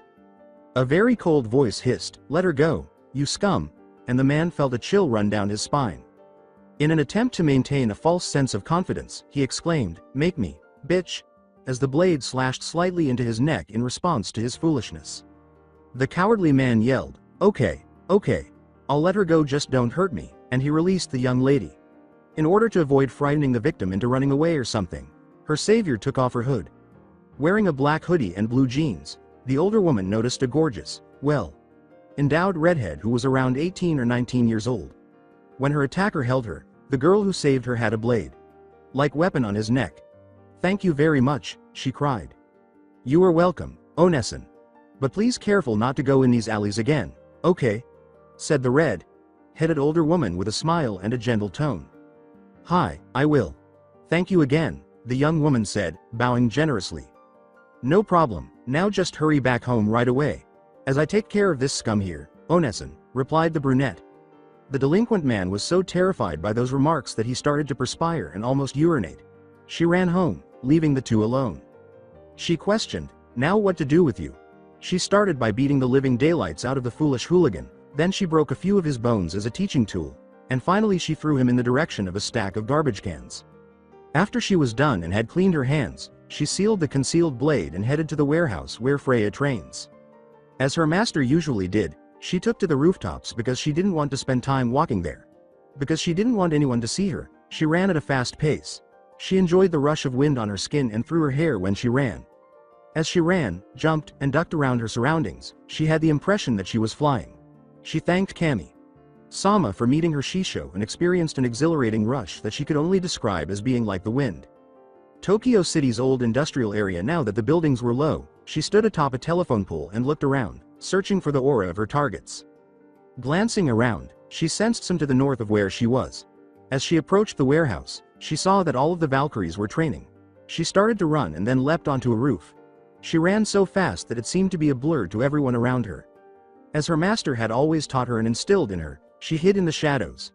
In order to confuse and frighten the enemy and make it easier to end the battle, he always advised her to attack from the shadows. In any case, she was crouched on the edge just above them. Then she asked herself, "How do I do this? I should knock out first. No matter what, Freya.san is my true target."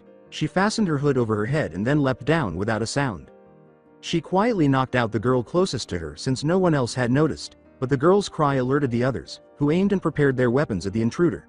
"Who are you and why are you attacking us? Do you know who we are, fool?" exclaimed the group's apparent leader, who was wearing a blue uniform, had brown hair that reached her waist, and brandished a pair of tonfa. The Valkyries, vanguards of Freya, one of the three of cards which are the strongest fighters in Ragnarok, a chilly, known female voice answered. "Oh, so you finally showed yourself, huh? Nanjo Kasara. Prepare yourself, as we will destroy you." Valkyries attack her. "All I want is to fight Freya.san, nothing more," Kasara said, flicking her right hand to release her kunai knife, which she held in a reverse hand grip. "But if you are going to be in my way, I will have to remove you then," she said. In order to activate the concealed blade and the armored plates for protection, she applied chakra to the left arm. Knowing that Kasara had never used a weapon and had no intention of killing, the Valkyries hesitated. They still attacked her, though, with the leader first slashing down with her tonfa, which caused Kasara to slash her left arm, and then she heard a clank that suggested some kind of armor. Kasara stopped the slash before it could finish, using the butt of her kunai to strike her weak stomach before slamming her to the ground and knocking her unconscious. A girl with blue hair in a similar style to Kasara's old one, brandishing a bow staff, struck her horizontally as she pushed her to the ground. After bouncing back to avoid the attack, Kasara was hit by another yari, a Japanese spear that she instinctively avoided. The Japanese spear. Wielding girl with long, light, brown hair styled in a high-class manner slashed at her once more, but none of the slashes were successful. Then the girl with the blue hair attacked from behind as well. Kasara was attacked simultaneously by both Valkyries, but she managed to avoid being impaled by them by using her grace and flexibility. She repeatedly dodged their combined attack by twisting her body. Kasara stood between them as they lunged at her, letting her have her share of their attacks. Then she put her hands on both weapons and pulled. To their surprise, she was drawing the girls to her. She knocked them out cold by slamming them into each other. After tossing the spears, she faced the other 5 girls. Kasara disappeared after they simultaneously attacked her. The other Valkyries had never witnessed such speed before, so they were taken aback. With her turquoise hair slightly ruffled and armed with a pair of nunchaku, one of the girls hurried to inform Freya about the attack. "I should finish this quickly before Freya.san arrives," Kasara thought. One of the girls said, Hibiki, use your manriki to catch her as I will help you my whip. Kasara was waiting for the girl who called her out, but the girl who made the accusation attacked Kasara from her blind spot. With her exceptional speed, she sidestepped and slipped past her downward whiplash, reaching the Chinese bowl-cut style girl's side before giving her a powerful chop to the back of her neck that sent her flying into La land. A voice interrupted the two remaining girls as they were about to attack together. One of them had dark grayish blue hair in a long ponytail, wore a light blue bandana, and wielded twin bladed sai. The other had caramel skin, curly dark brown hair in ponytails, and wore a pair of tessin. Behind you, Kasara muttered before choking them each in the neck to render them unconscious. After completing the Valkyries, Kasara was stretching to help her tense body relax. To check the condition of her kunai, she flexed her hand to retract and pull it back and forth. She pulled the knife back in her sleeve, finding no issue with the mechanism. As the remaining Valkyrie returned with her target, Freya, she waited. What is the meaning of this, Kasara? Asked Freya as she emerged with the other Valkyrie. I am here to settle a lingering score between us, Freya.nay, the ex-Valkyrie declared. The dark-skinned beauty asked, oh, and that would be? Kasara yelled, I have to defeat you myself. Kasara suddenly materialized, and then Freya startled her. Kasara struck with a sudden kick to the chest, but Freya retaliated by using her Japanese staff, or jo, to stop the kick. Her staff was shorter than usual and was composed of two separate pieces that would join to form the staff. It was a portable screw.in staff, for that reason. Freya.nay, I never hated you, but I hated the idea that women had to use weapons to be equal to men in battle. Shisho said that in his village the strongest ninja is a kunoichi that was powerful without any weapons other than her fists. But he also taught me that the use of weapons is not dirty as weapons are considered a part of yourself as well, Kasara replied. Given how much Kasara had changed, Freya was taken aback by this. Her rhythm and combat style changed, and so did her behavior. What kind of monster is her master? She asked herself. Meanwhile, Kyoto Naruto smiled until he sneezed, having completed the battle with Shigur. Ahacho. Oh, someone is talking about me again. I have become quite famous these days. Now that we have finished them, Shigur. Chan, let's get you home before your family gets worried. As she approached him, Shigur nodded, and he put his hand behind her to draw her in. She blushed at the sensation of his body, and for some reason, she began to heat up before they disappeared. The Ryozanpaka masters who were following the couple emerged as they vanished. Sakari Shio responded, where the hell are they? We did not feel any kai from him, and the only reason we even found their battlefield was because we felt Shigur's kai, and now they're gone. Akisame continued, I think they were having a good time until these Yami operatives saw them, or let's just say Shigur without that weapon. Therefore, they thought it would be a chance to get her, but they seem to have failed obviously. However, I think it is time for us to return home. Kensai, a Chinese martial artist, added, I agree, as this has become a wild goose chase and I am done for the day. Shio cried out in rage, Shakusho, now we have to go back. I am starting to really annoy me. They then began the arduous journey home. Tokyo City's old industrial area, the girls leapt back and split up. Freya gave her final Valkyrie a look that made it very evident that she did not want to get involved. The Valkyrie understood, and she nodded obediently. She now assumed her stance, using her right hand to hold the staff behind her back. Prepare yourself, Kasara, she said. Kasara ducked to the right as Freya charged forward, stabbing him in the stomach. She gave her chin a straight jab while fisting her hand. Freya only avoided because of her terrible training. The jab might have taken her head off, and her eyes widened in shock. She frowned as she attacked, swinging the staff like a club to knock Kasara away. The kunoichi, however, bowed her back until she was parallel to the floor. Then, launching herself several feet back, she gave Freya a snap kick that struck her in the stomach. Kasara, who remained in the same position, jumped up and landed on all fours like a cat would after knocking Freya out cold. Freya.nay, I have to show you the reason why I left you and your team. It was so I can master myself, and when I met Shisho I was going the wrong way, but the teachings of my Shisho saved from making a mistake. So I will show you my hard work and training, said Kasara the Ryaketsu Neko. When Kasara's nails grew to a length of 1 or 2 inches and resembled claws, Freya noticed something startling. Then she swung at her after flashing in front of her. As a defensive barrier, Freya spins her staff in front of herself after blocking the attack. Kasara snarled and started attacking the staff, scratching and clawing it. In a flash, Kasara began attacking her, and Freya continued to strike with ferocity without giving her a chance to defend herself. Neither girl noticed, but Freya's staff cracked under the strain. I have not yet mastered this jutsu and I only used it for about a minute and it already started to hurt, Kasara thought, grimacing. In order to prevent bleeding and irreparable harm to her hands, she halted her jutsu. To distract herself from the pain, she started shaking her. When Freya saw this, she launched a fast-paced barrage of jabs at her, knocking her to the ground. Oh, thank you Kami Sama for that, Freya thought. It gave me a moment to catch my breath, but I'm not sure what happened. Kasara was upset that she had just been hit, but she realized that it was her own fault.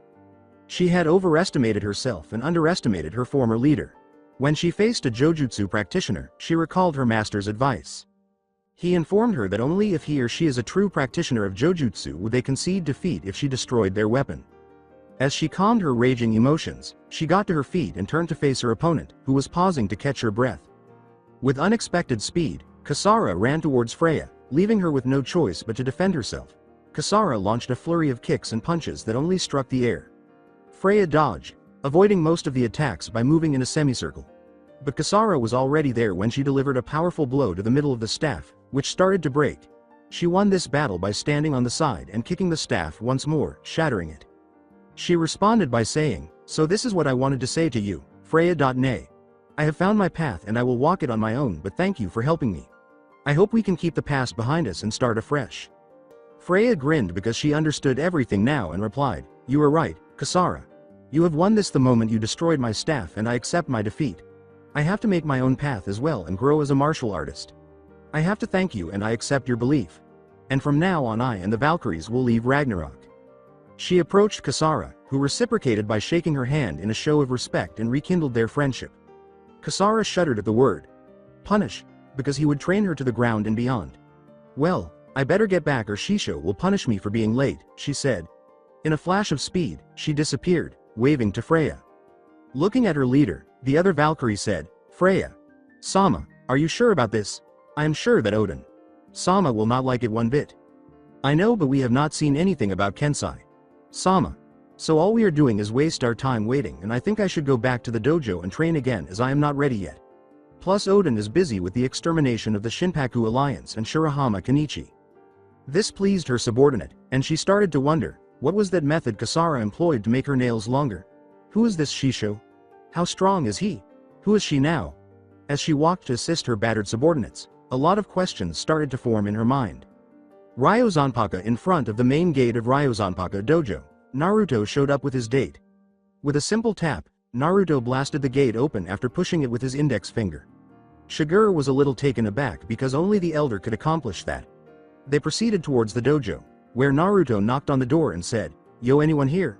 before entering. "Oh, welcome back. How was your evening?" Miu called out to them. They followed the sound of her voice. She had on her apron and was dressed in her typical tight spandex bodysuit. She was taken aback by the state of their clothing. She inquired, "Uzumaki-san, what happened to your clothes and why are you both wearing battlesuits?" In any case, Naruto and Shigure nodded in agreement. "We were attacked by a group that was after me. Anyways, Miu-chan, please come over here, I need to show you something," Naruto said. Naruto handed her a check and said, "Here," startling her into silence. He smirked as she gave him a wide-eyed stare. She started to question him about money, but he answered before her. He said, "I will give you this as a token of apology and the fact that your dojo will go bankrupt soon. Moreover, I trust you can use this money for the betterment of the dojo, and if you need any help please tell me. However, I will not help you always. As I have to be neutral, I hope you understand." He waved his hand in agreement as she bowed in appreciation. "If you could excuse us, Miu-chan, I need to talk to Shigure-chan, alone for a minute." She obeyed and skipped a step because she was extremely happy and had a very valid reason for being so. "Bukiheim, since you are forced into an early marriage and I like you, I will protect you as one of my precious people, but I must first know you and Yumi. So as I have to protect you as well, I will give you this," he said, turning to Shigure. Then he produced a kunai, the same prom kunai he had on him the previous time. "Also keep this always, and whenever you need my help in anything, just throw it and I will be there in a flash," he said, grinning and winking during the conversation. She kissed him on the cheek, making him blush like a fool, and said, "Thank you Naruto-kun for everything. You are the first person to talk to me as a woman, and for that I am happy that I met you." He took the scroll out of his pocket, opened her clothes, and gave them to her. "Oh, it's no big deal, I just say it as I see it." "Oh, I forgot, here are your clothes," he said. Since they were her very first gift, she was grateful that she did not fight in them and would always treasure it. After she thanked him, he said goodbye and disappeared. After 2 weeks, Ninshu Temple Kasara started preparing early this morning after her regular training session because her master had informed her that they had a task to complete. He claimed that Kasara was prepared for higher level missions because she had already reached the level known as a Chunin. She added new Kunai, Shuriken, Senbon, Hatsuen.Dan, and Senko Bakuden to her arsenal, along with Tranquilizer coated Senbon that her Shisho had made. She saw that the armory had a ready supply of weapons at all times. She recalled that whenever he wasn't present, his Cage Bunshin would always make them. In his place, they would even train her. She discovered that it was a very helpful jutsu, but she was shocked to learn that it was illegal. He would therefore wait until he believed she was ready before teaching it to her. But they have a mission today that calls for both of them. It was an extremely significant task that would take place outside of Japan, making it an international mission that would require them to defame one of the most powerful nations in the world. He informed her that he would not bend over to anyone, as he had stated, and that they needed to obtain the crime system files because the Yami organization has Americans, Russians, and even Europeans in its pockets. It's an international job, he said. He told her that this was a test of sorts and that she needed to travel the world and begin her own solo missions soon. Additionally, he informed her that not everything will occur in Japan and that she must learn how to integrate into various societies and cultures. She also needs to realize how wicked people can be and see the darkness in the world that has been brought about by strong, evil men. She remembered what her master had said, and sighed. She started going through her tools and equipment. She recalled the altercation from roughly a week ago. Ragnarok leader Asamiya Ryoto, also known as Odin, and Shirahama Kenichi of the Shinpaku Alliance fought a final battle. Kenichi's victory caused the Ragnarok gang to disband. She could see Odin's shocked expression when his master arrived and spoke to him, but she was unable to hear her master's conversation with the vanquished boy. However, he said something to her master that made her shudder before he left. Rewind. 2 weeks ago. From a nearby light post, Kasara and her master watched the battle between Ragnarok and Shinpaku Alliance. As her master, she stood in her battlesuit. Her teacher stated, "Kasara Chan, I will go talk to Asamiya Ryoto-kun. You take care of the fire in the warehouse." Kasara immediately responded, "Hi, Shisho," as she entered the warehouse and employed a covert Sweden jutsu. After a vicious battle with Odin that rendered him immobile, Kenichi prevailed. He was on his knees when he noticed a man he knew approaching him and Odin, who were both lying on the warehouse roof. He recalled that Uzumaki.san was dating Shigur.san, his weapons master, and that he was the only man capable of defeating his masters. The enigmatic man in a hood and half mask remarked, "You did well fighting Kenichi.kun." Through his mask, he grinned at him and approached Odin, who scowled because he was unfamiliar with the man, even more than his master Kensai. Sama. He sensed the amazing power emanating from this man. It was as if he were standing in front of a god of strength and ability. He paid attention to what this man had to say and knew not to mess with him. The individual said, "Odin, or should I say, Asamiya Ryoto? You have damaged your body beyond repair and you will be a cripple for the rest of your life, and for what? A silly notion known as revenge. You have lost your way along the dark arts of the Satsujin Ken. However, I have a proposition for you, young man, and I will give you all the time you'll need to think this through. But know this, it will be a one-time offer. Once you decline it, I will never repeat it again." Despite his anger, Ryoto was taken aback by the man's statement, calling his retaliation against Kenichi foolish. Ryoto hissed in agony as the man stared at him, waiting for his response. "I will listen to you, mister." He replied, "I am the master of the new path, the Rakudo Sennin. I will tell you my name after I trust you enough. This is my deal. I will completely heal your body and you forget everything about this martial artist's world, and I will show you a path of true greatness and strength that no one has ever seen. I am also the master of your old comrade, Nanjo Kasara. However, remember, once you leave and become my disciple, you will forget about everything, and I mean including Yomi, your master, your silly idea of revenge, everything. You are to start from scratch, a new path, and in this path, the past is nothing more than experience. Also, you master will be he in a few minutes, so." He paused to give the young man time to process everything. "Here, keep this from everyone and throw it when you are ready to give me an answer," he said, pulling out a strange knife. "All I ask you is not to show it to anyone, and if you need to talk to me, just throw it and I will be there in a flash. Don't ask how, as you will never understand," the young Sennin said, putting his kunai in the boy's pocket.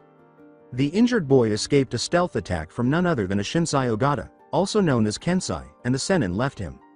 His eyes widened when he realized he had hit nothing but air and that the image of his target in front of him was moving so quickly that he could not see anything. As Kensai felt a blade against his neck, he paused to look around, and the attack went straight through the Senin's afterimage. The Senin breathed a sigh of relief. It would seem Yami and Ryozanpaka have one more thing in common other than martial arts, and that is the lack of common sense. You must be that shady character Kensai, is it? Kensai laughed as he said, "Excellent. You superbly not only evaded my stealth attack but also caught me in a vulnerable position and killed me all in one move. You are indeed a true martial artist." Naruto delivered the Yami member to his pupil with an unexpected snap. Kick. The man could sense no intent from him, and his expression was one of shock and pain. Smiling, he said, "We of Yami will either have you join us or we will destroy you and your student." He was trying hard to hide his surprise. With a familiar aura, he heard a growl and then fell to his knees with the intent to kill. Kensai looked up at the masked young man who made it, and without even blinking, he started to perspire, shocked by the intensity of the killing intent. He noticed a massive shadowy figure behind the younger man, and as it turned to face him, Kensai froze in terror, staring at its demonic purplish eyes with ripples and crimson pupils. The enormous, ten-tailed, demonic fox even roared so loudly that it shook his very being before vanishing as quickly as it had appeared. Kensai of Yami was startled out of his nightmare by the frowning sage's words. The young sage's eyes widened as he said, "I would love to see you try. If any of you scum touch a hair of you student, I will show you the fastest route to hell. I am not like Ryozanpaka and I will annihilate you without any thought or mercy. Tell you superiors that I am nobody's dog. I am neither with you nor with Ryozanpaka. Me and my student stand alone, do you understand?" Then he turned and yelled, "Neko," in a demonic tone. When Odin saw the masked Valkyrie, his eyes widened. No, Ryuketsu Neko just materialized. This man is her master, then? How did he build up her strength? Odin thought. When she came into view, he turned away from them and gave the command, "We are done here and shall leave now." She responded, "Hi," before they both disappeared in a rush of wind and foliage. Rewind. Completed. She shivered when she recalled her master's intense desire to kill and his icy, cold gaze. She could sense it even though it wasn't aimed at her. In an effort to forget the incident, she shook her head and returned to her luggage, which was her current task. She packed a crimson bag with her regular civilian clothes. She had learned the fundamentals of Fuinjutsu from her master, and she kept her unique weapons and clothing in the same red bag, sealed in a scroll.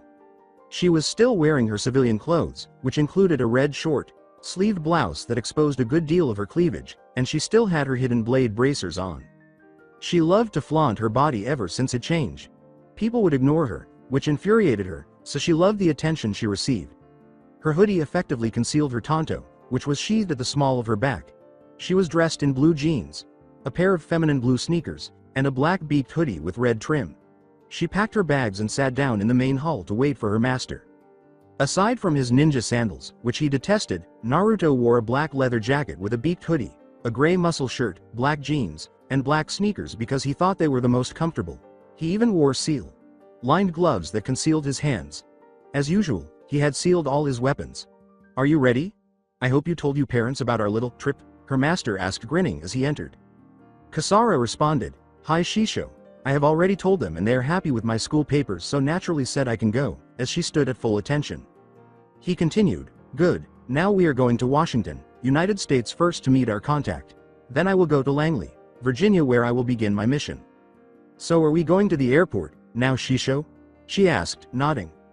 With a silly smile and a little laugh, he answered, "Kasara, we are ninja, so we must not be seen, plus we need nothing to trace back to us. Hence, we will be taking the Uzumaki Naruto Flash Express." Recalling that he was far faster than most traditional modes of transportation, she blushed at her error. He creates one of the special cage bunshin by pumping a significant amount of chakra and putting a chakra conducting seal on it. He then gives it a mental command to protect the temple while he and his pupil are away. As it vanished into the darkness, it gave a nod. As he put it, "So Kasara-chan, let us be off." When he put his right hand on her left shoulder and they both disappeared in a black flash, she approached him and stood by his side. The hidden warehouse of Naruto, outside of Washington, D.C. In the center of a large, dimly lit room, a black flash flared. The instant teleportation made Kasara a little dizzy. She bumped into her master as she turned to face him, then fell on her ass. "Listen Kasara-chan, I will go to my contact and you can go familiarize and study the city." I don't need to remind you to take your weapons with you as well, but don't forget to speak in English as you know it is the language spoken here. Remember, must blend in with society everywhere. Naruto said, laughing a little as he helped her up. He then produced a large wad of American dollars and gave them to her. Furthermore, her master disappeared in a gust of wind after that. This was typical of Kasara's Shisho, so she sighed. He was very secretive about his past, and she only knew what he told her about her current behavior. She was curious about his true identity, how he became so strong, and whether he had a loved one. Every day, she was plagued by these and other questions, and her only option was to wait until he confided in her on his own. She was aware that he trusted her, but it's possible that his past was so painful for him that he didn't want to talk about it at all, or that the memory of it still hurt him. As she left the house to start her adventure in the city, she shook her head. She was shocked to discover that she was in the outskirts of the main city. It was a beautiful evening in late August, with some dark, heavy clouds. She started to broaden her senses. She could sense that it was going to rain soon because of the strong smell of water and trees in the air. By smelling the air and sensing the air pressure and current, her master taught her how to forecast the weather. But not far from here, in the north, came the stench of the city. She wandered around until she came across the tallest building. He walked to the top of the abandoned building after jumping. Then she could see the city on the horizon with her chakra enhanced eyes. She sighed and asked, Shisho, why do you always do this to me? But she knew the answer and simply let out a loud exhale. She saw a move from a game her master usually played and walked to the edge.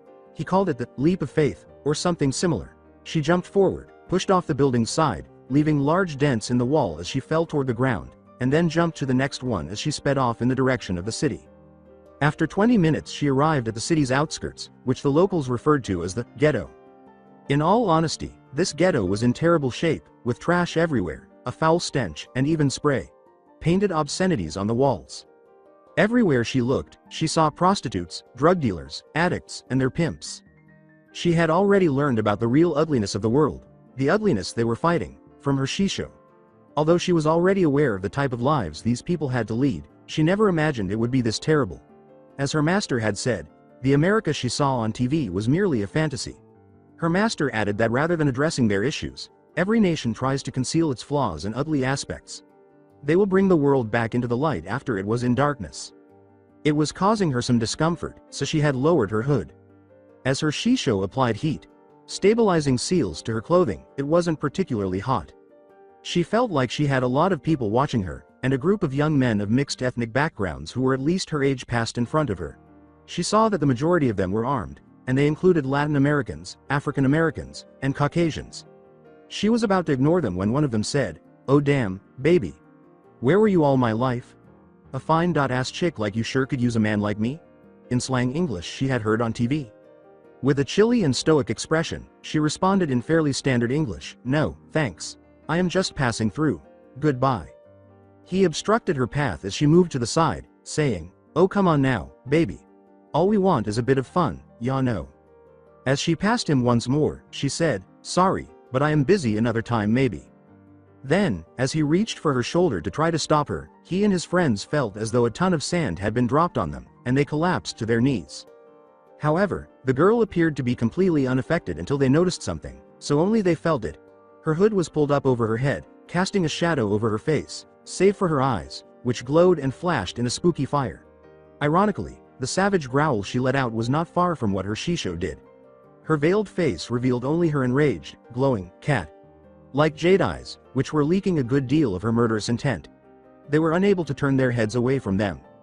A black, shadowy panther appeared behind her back, growled, and then roared at them. While the somewhat stronger ones were trembling and on the verge of urinating in terror, the weak-willed ones who couldn't handle it fell into blissful unconsciousness. But the person who was going to touch her took the brunt of it. He became totally paralyzed and started sobbing in terror and fear. They all witnessed their own graphic deaths at the hands of this stunning but perilous young lady. As lightning flashed, enhancing her frightful image, it started to rain, and the first drops hit the ground.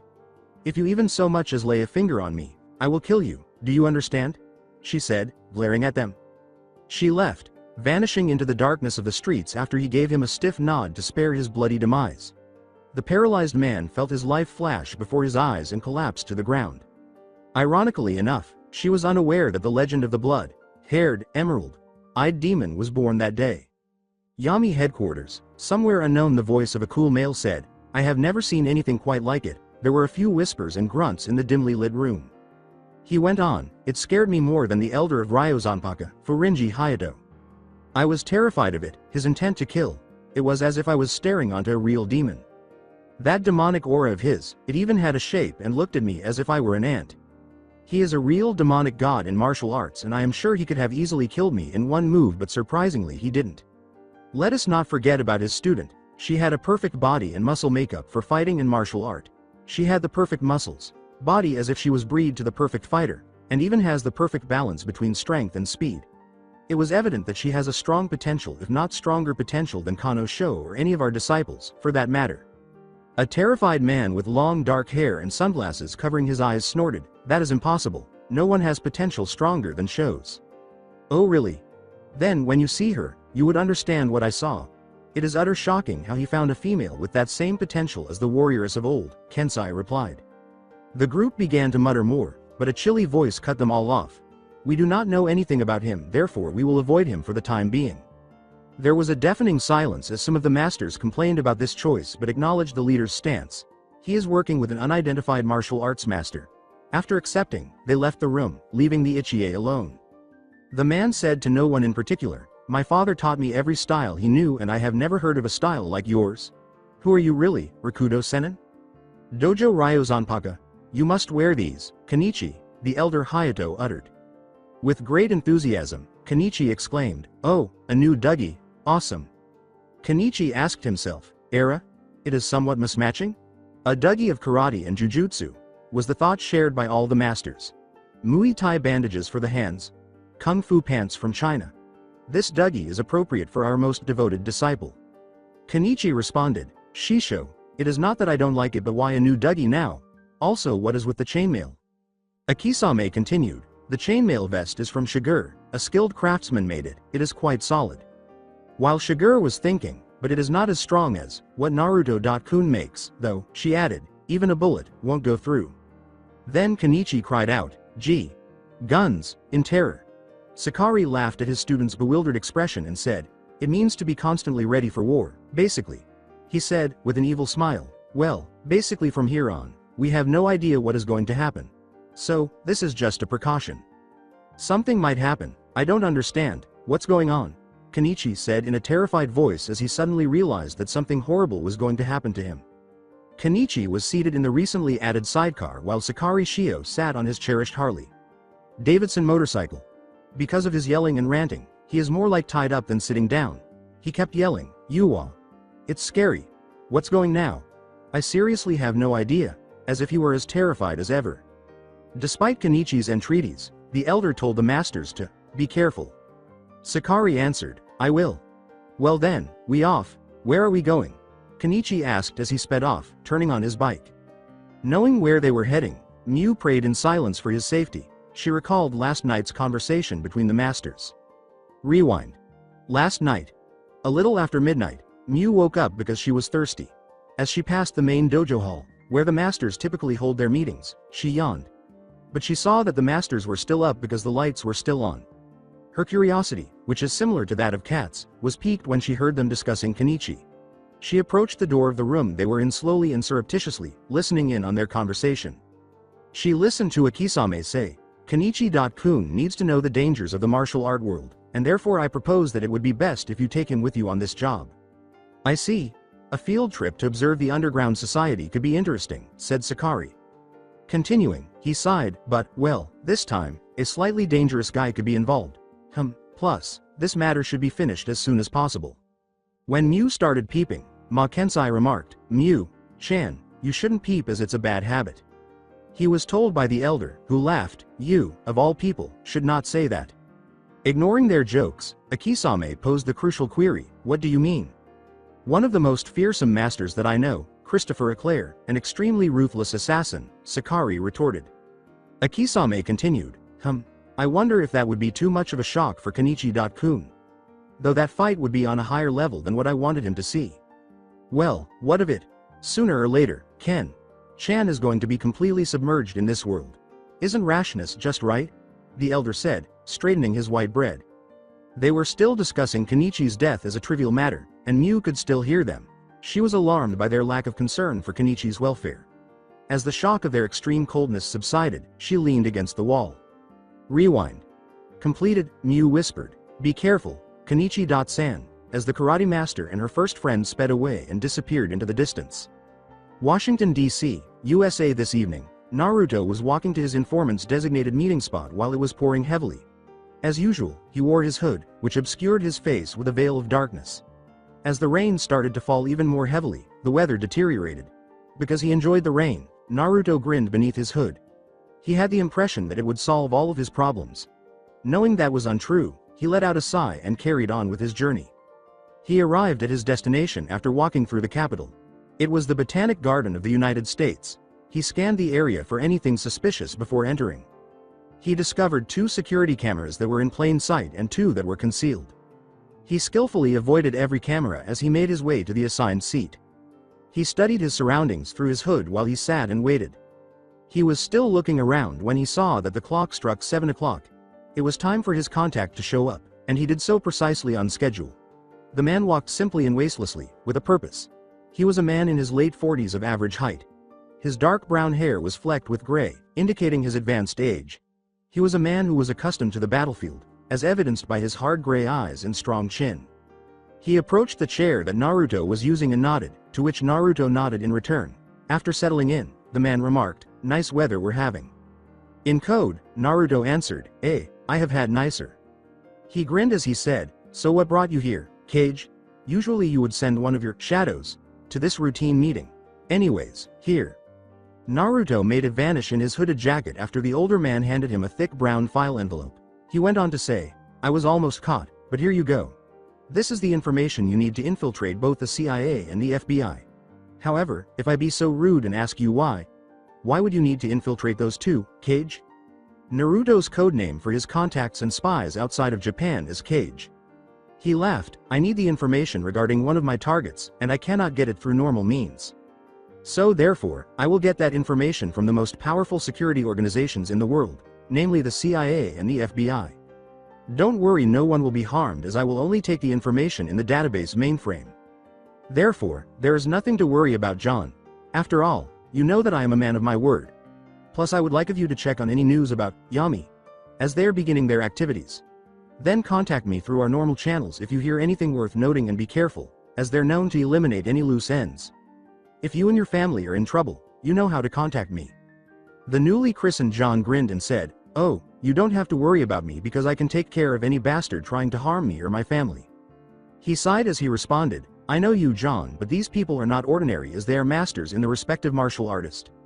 Only a martial artist can defeat another, and guns will be useless.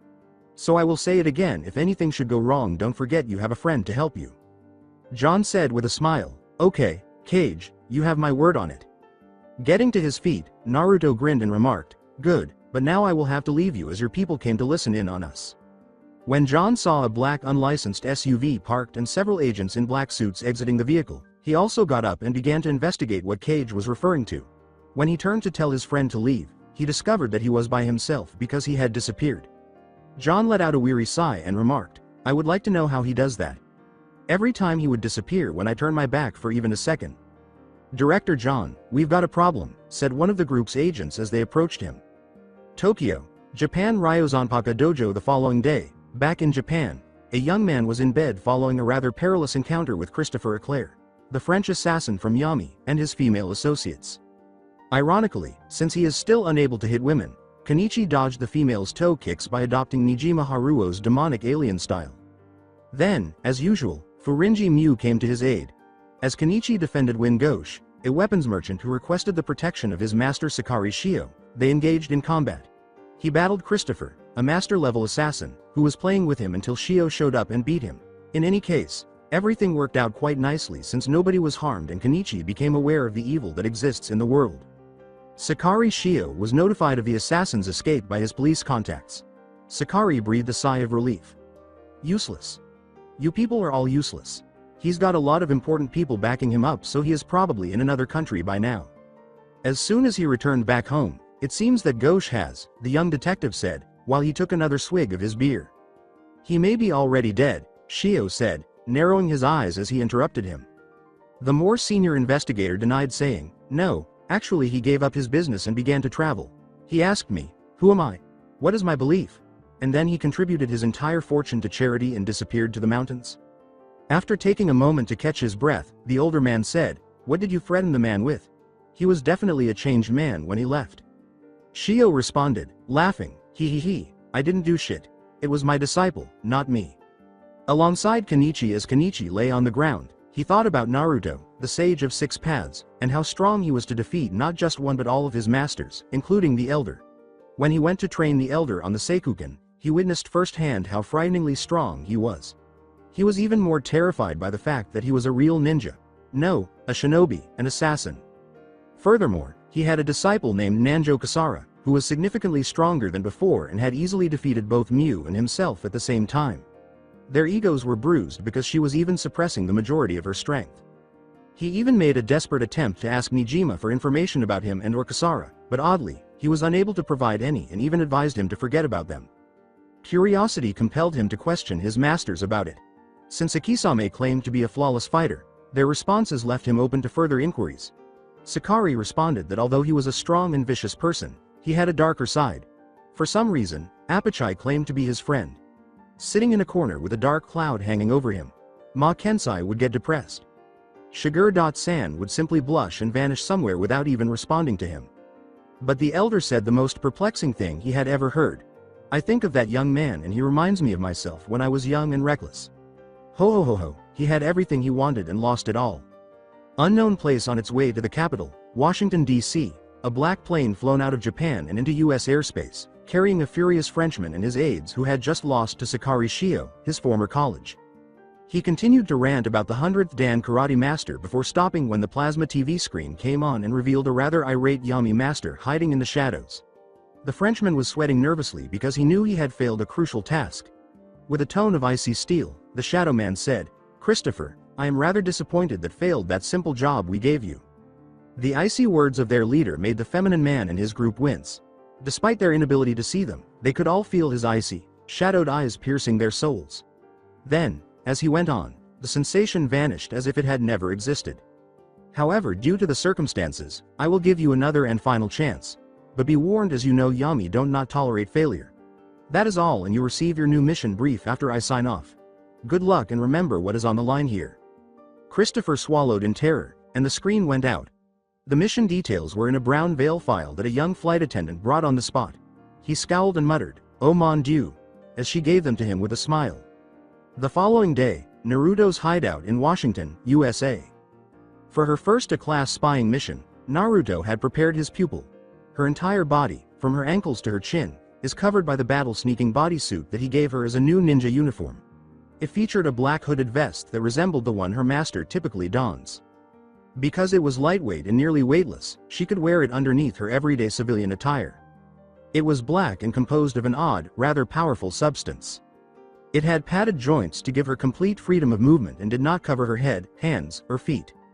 If you were to examine the suit closely, you would see a very intricate array of seals. It had the familiar light blue shimmer of chakra seal formulas, such as the heat stabilizing seals, she noticed. Her teacher continued, "I have made a couple of seals on the suit, including an Undo Enerugi Kyushi Fuin with Suyo.sa Fuin and Asuku Fuin to maintain the strength of the material. However, being shoot at will still hurt, and I suggest you don't get spotted, those avoiding the whole problem. I have also added a couple of other seals to make it immune against all types of poisons, toxics, and even radiations. Therefore, I made you a shock-absorbing bulletproof sneaking suit that is very light and durable. Just add your mask and your weapons and you are all set to go." Kasara, bursting with excitement, asked, "Hi Shisho.